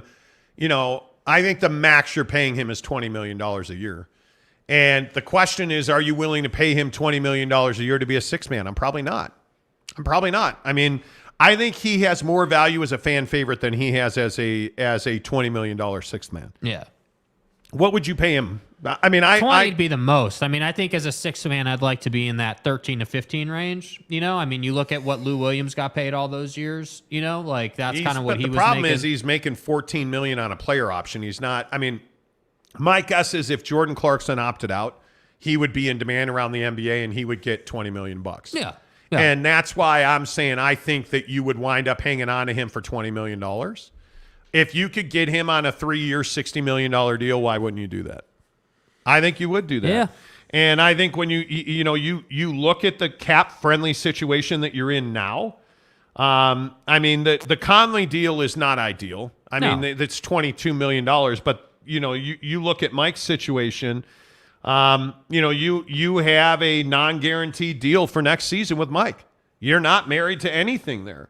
So I look at that, and the biggest one is Lauri Markkanen's only making 16.5. Yeah, that's the bargain you're getting right now. You have him for 2 more years at about $36 million total. I don't know why you wouldn't. So do you see what I mean when I say you have flexibility and you don't need to be married to these guys? You can operate from a sense of like, we'll be fine with or without you, and that's really crucial. Yeah, totally. Luis Capazzo says Ryan Smith needs to leave his emotions out of contracts. Yes, totally. Send Jordan somewhere in a trade. Give him a chance to get a ring. I agree with that. Yeah. I agree with that. Now, I'm cool with, hey, do right by somebody. I'm cool with that. That's fine. Well, and I think the biggest suitor for Jordan Clarkson is the Miami Heat, I've been told. But the problem is the Jazz want nothing to do with Duncan Robinson. Yeah. And I don't think you're getting Tyler Hero in that deal. I mean, would you do a Tyler Hero, Jordan Clarkson deal? Probably not what they're paying Hero. The same guy, man. Yeah, I don't see a lot of value in that. And I think when you look around the Eastern Conference, I mean, there's not a team in the Eastern Conference at the top of the table that doesn't want Jordan Clarkson. And I think that's the issue. But the problem is if you're going to move Jordan Clarkson, he's a guy that has an opt-out for next year. Your value is low on Jordan right now. Right. Your value was higher in the summer when you could have had him for an entire year, and then you can negotiate an extension. But now you're going to trade for a guy who's probably going to opt out and test free agency. Why wouldn't he? Why wouldn't he? So, because I think if he does opt out, by the way, he gets $20 million. Jordan, I also think, without saying it, this is just an assumption. Haven't been told this, just an assumption. But I would guess that Jordan Clarkson is acutely aware of his age and where he's at in his career. And I would guess that he reminisces about the Laker days and getting back into a OG like Celtics, Lakers, Bulls, Knicks, like major market team where he can kind of go and chase a ring or, do something, sort of enter that final chapter for himself, if you will. I think when you're on the wrong side of 30, and he is, I think the Lakers make a lot of sense, or at least they did. I don't know that the Lakers make a lot of sense for Jordan Clarkson now, because you're looking at a situation with the Lakers where, listen, you have a guy in Jordan that I think when you look at how good he is for the community, I don't know that there's a lot of value in that in LA. But certainly here in Utah there is.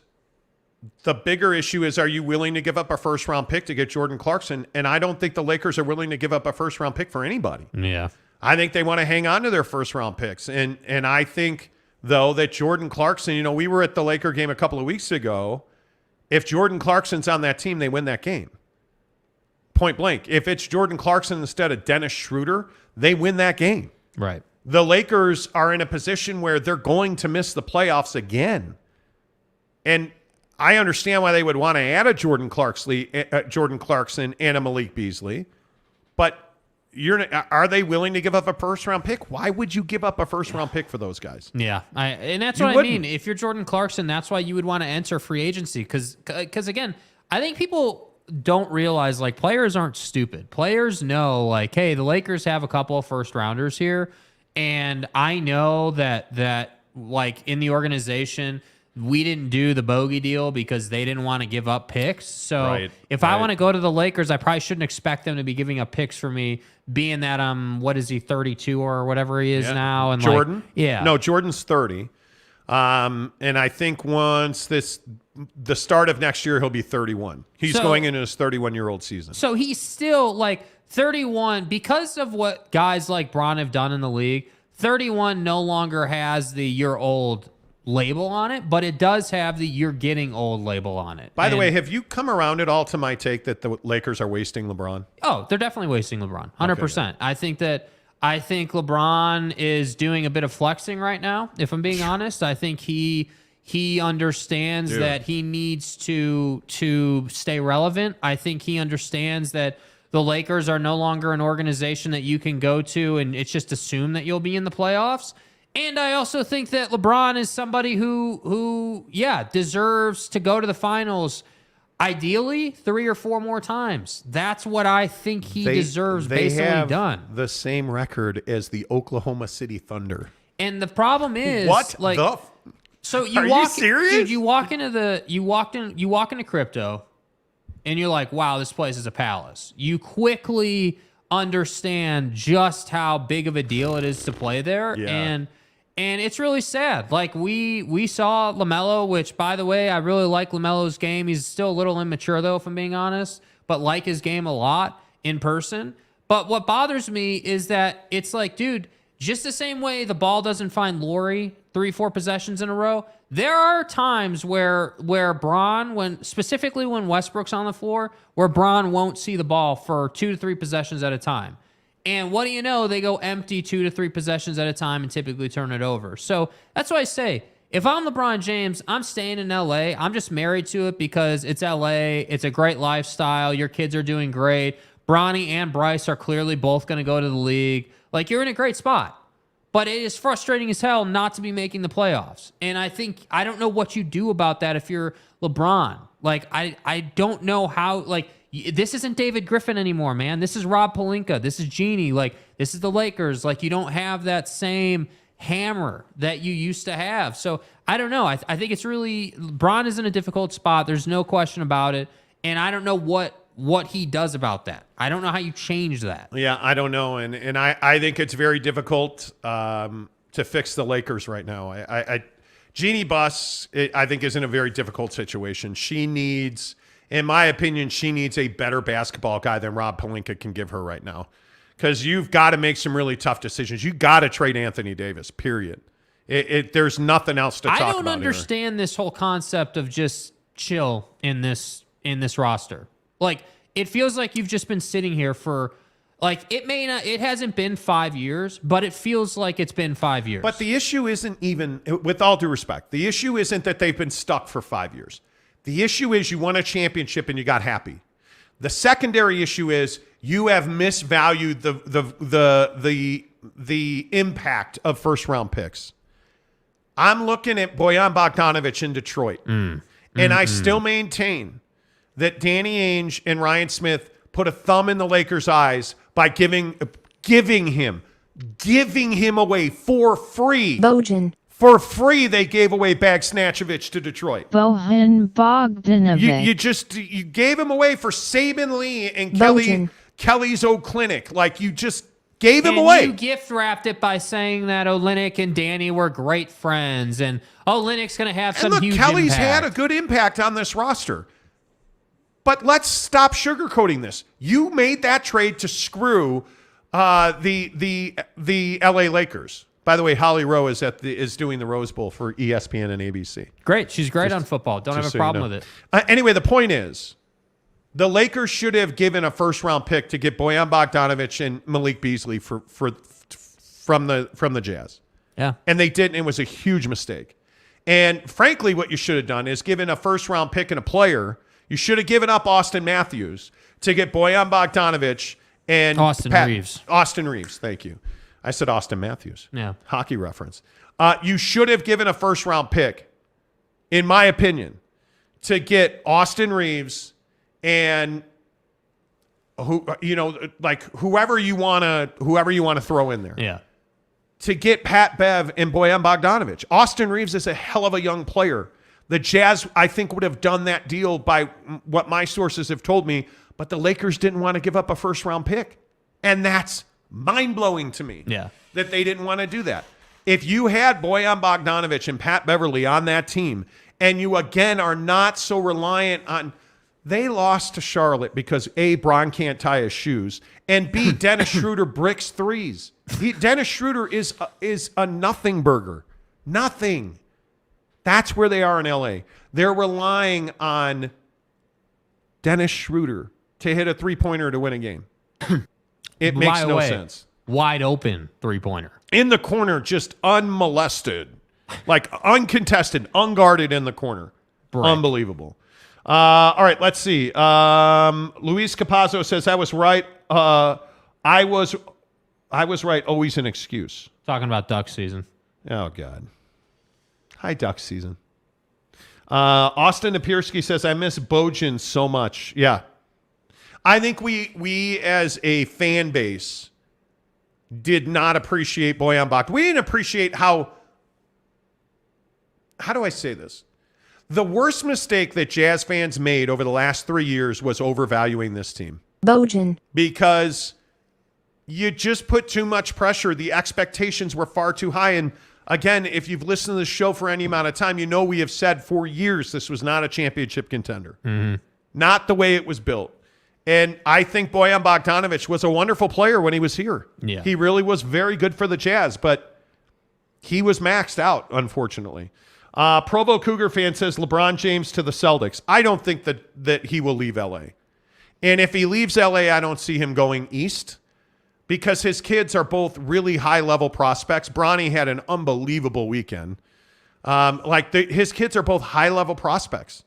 And his younger son, Bryce, is probably a better prospect than Bronny is. Like, it's amazing.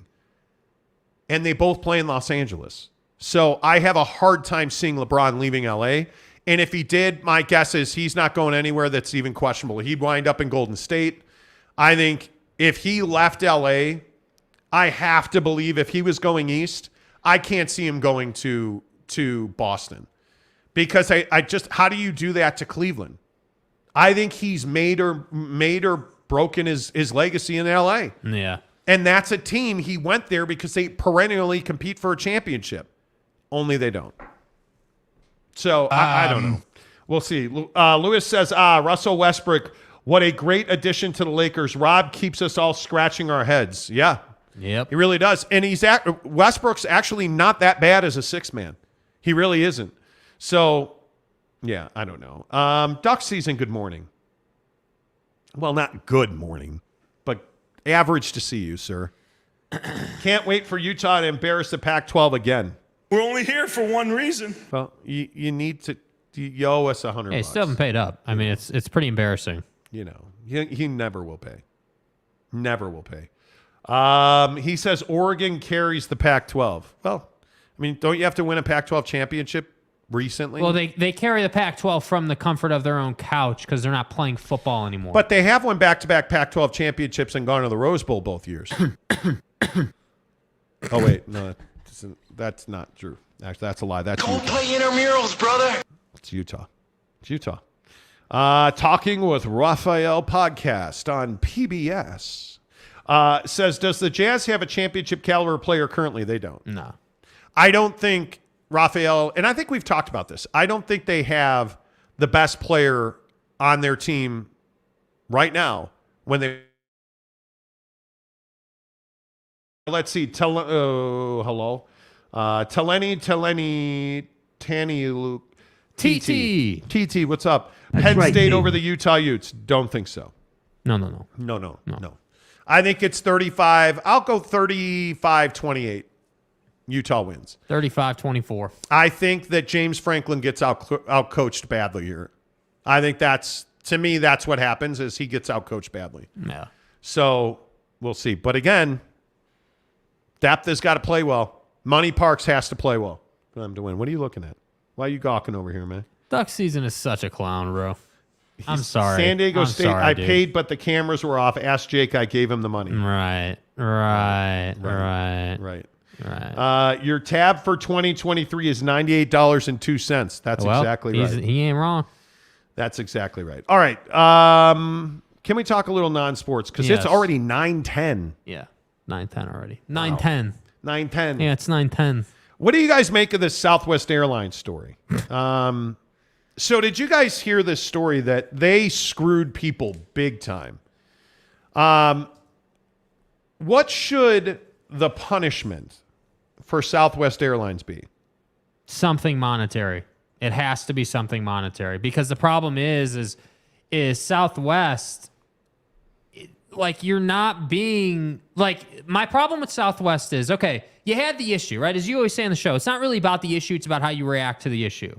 So, all right, cool, you had these cancellations and weather and all, every excuse in the book as to why you screwed over thousands of people with all these canceled flights. Yes. My problem comes in, not that you canceled all these flights, even though that is an issue. My problem is you weren't proactive about taking care of their luggage, getting them a voucher, covering their costs. People don't have bottomless pocketbooks like the CEO of Southwest does, right? That's the problem here. So to me, what should the punishment be? It should be significant monetary fines. Now, here's what you need to know. Southwest Airlines, over the holiday weekend, and really a 10-day period, absolutely melted down, canceling thousands of flights. And one of the main stories that came out over the weekend was there was a woman that was flying to Belize for her wedding.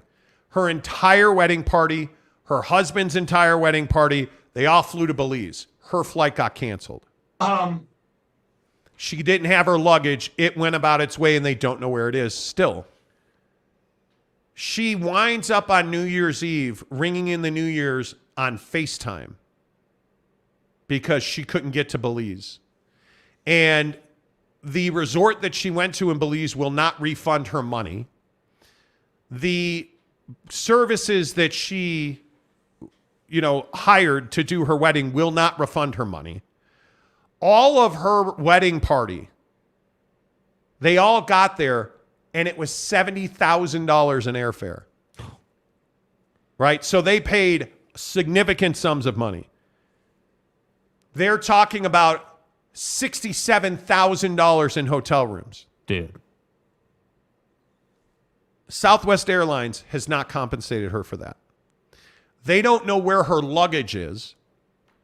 They never offered a solution other than to say, here's a voucher for a free flight. So she didn't get married. She was alone on New Year's while her entire wedding party and family was in Belize. And it's stuff like this where it's not the cost of the flight that needs to be refunded. It's hundreds of thousands of dollars in wedding infrastructure costs. You have this other story of this woman whose father passed away. Mm-hmm. So she's flying, I believe it was from Connecticut to Atlanta. Her flight got canceled. Her bags went on, though. Somehow I think her bags wound up in Texas. So she doesn't have her luggage. She can't get to Atlanta for her father's funeral. Her mother and her brother are there. She had to watch the funeral on YouTube. They had to live stream the funeral so she could see it.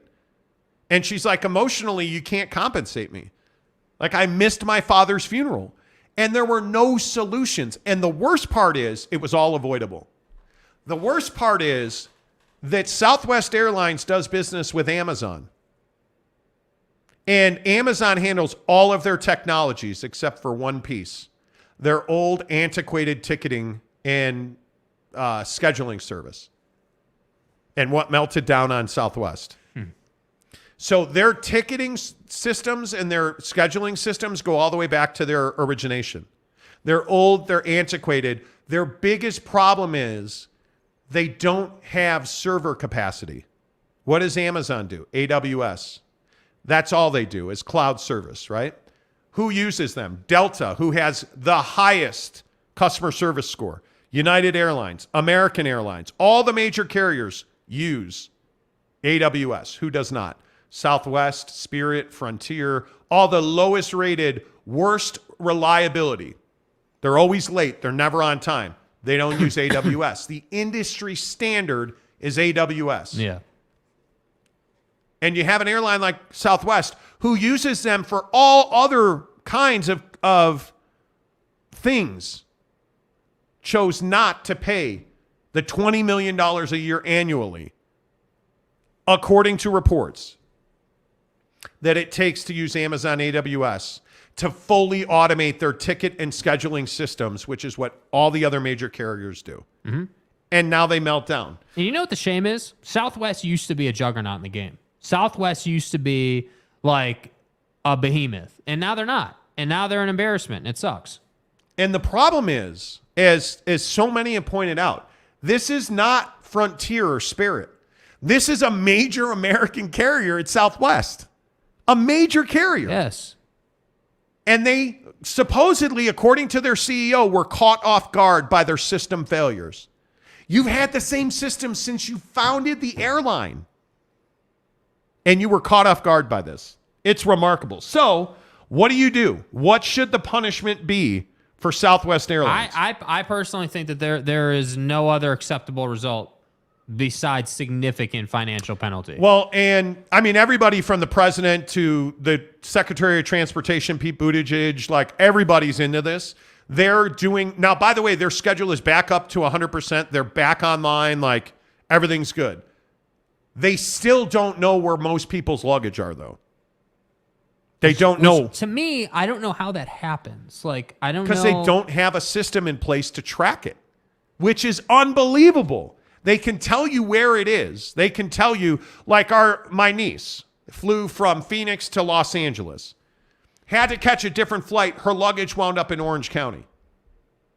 So the difference between LAX and Orange County, they're in different worlds. How did you send her bags to Orange County? And then they show up in Orange County and it's just a huge room of luggage that you got to go and search through for your bags. That's best case scenario. That I don't understand. Let's see. Louis Capazzo. My cousin had to rent a car and drive from Tulsa to Raleigh because of Southwest. Luggage is somewhere in the wind. That story is repeated so many thousands of times. It's amazing. Unacceptable, dude. Austin Napierski, our winner, he's going to the Cavs game with us. Yeah. Says if they don't do anything, this will be looked at as the main catalyst for the downfall of Southwest. Delta is smiling ear to ear. And I'm someone who spent probably easily $15,000, $20,000 in my life on Delta Airlines. Like Delta does it the right way. And yes. And that's why I'm a Delta person. I am religious about only flying Delta because I don't want to run into, oh, sorry, Nancy in ticketing couldn't get the job done today. Like, I don't want to run into that. And the sad thing is, the other thing that hampered Southwest in this struggle, they apparently can't stop people. They can't force their flight attendants to work. So one of the other problems they had is they didn't have enough flight attendants, so they had to cancel flights. They can't. Every other airline has in their contract, hey, if we call you, you have to work. Southwest does not have that. So they didn't have flight attendants. And there were over 100 flights canceled because of manpower issues. Yeah. It's remarkable. It's remarkable. Daniel Olson says, I bought Upper Bowl tickets for Donovan Mitchell's $45 because I knew y'all weren't going to pick me. Well. Wow, really? That's too bad. Because we want it to be totally rando. So it's everybody was like, pick me. Like, we don't just go picking people, right? Like, we have 9,000 subscribers. So it is, I mean, it's a pinhole, man. Like, it's a needle in a haystack to win a prize on the show. I don't disagree with that at all. I'm super stoked about the birthday plan that we have. Mm-hmm. You guys will be excited about that. Jake Gordon says, it's funny because I'm at the airport right now and there are Southwest flights delayed and canceled. Man, it's crazy. It's absolutely crazy. You know. Why are you guys arguing about BYU fans? Why? What is the... Let's see. Bo Body says BYU 6-6. Thoughts? If BYU goes 6-6... Dude, we are not. Are we doing Keaton Slovis today? Bro. Dude. Are we really doing Keaton Slovis?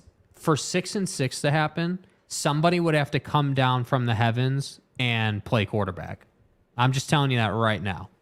Do not get me started on, the Slovinator and the SEC and the SC days and, somebody beating him out and like him leaving that program to go to another program to come to this program. So let me get this right. You got beat out by Jackson Dart, and then both of you transferred. Okay, I'm fine with that. You go to Pitt, you get beat out at Pitt, so you transfer again. That's the and We built BYU this program on NIL. and BYU fans are like, we did it. We got a quarterback. We did it. And I say on Twitter, hey, this is not a great thing. Like, this is not something to be jumping up and down and celebrating. And that's how I look at it. And BYU fans were like, you're an idiot. You're an idiot. You're an idiot. Hey, man, Keaton Slovis is a good quarterback. He's not winning you anything. The reason he got beat by Jackson Dart is, A, Jackson's a more dynamic quarterback, and Keaton Slovis does not have top-tier arm talent. Because it's garbage. He just doesn't. He doesn't have it mentally because if he's under pressure, his accuracy goes away under pressure. Okay, everybody's does. But not everybody throws interceptions like he throws interceptions. Don't you know who I am? He's a good, not a great quarterback. If they're 6-6 next year, good luck. Good luck. Good luck. Because that's going to be difficult. I don't know how you fix that. I really don't. Lewis says the Y using Slovis will be lucky to win 4 games. It's going to be tough. Slovis is. And by the way, did anybody see that Puka's going to the NFL? Gunnar Romney's going to the NFL. So, I mean, don't tell me that there's not a lot of turnover this year. You know, NIL or transfer portal. You know, the draft. Like, you've lost significant talent this offseason. Yeah. Barfing Chicken says, I'm a absolutely huge BYU fan, but I would rather have had Cade Finnegan start 2023 and develop him in the system. Why is that rocket science, man? I don't know. San Diego State, my son was married in Lancaster on December 17th. Beautiful ceremony. A week later, fire burned the building where the ceremony and reception was held. So fortunate it didn't happen a week earlier. Jeez. They'll drop that motherfucker. It's terrifying. Last one today. Slovis is like when the Utes got Jake Bentley. Well, let's find out. F around and find out. Grayson McCall's going back to Coastal because he got hurt in the bowl game. Good choice to play in that bowl game, bud. Hey, thank you so much. Congratulations, Austin Napierski's going to the Cavs game with us. Please give us a thumbs up. Really helps the channel grow. This show, as always, is presented by The Advocates, theadvocates.com, the best injury attorneys in the business. Until tomorrow. Say goodbye, Jake. Goodbye, Jake.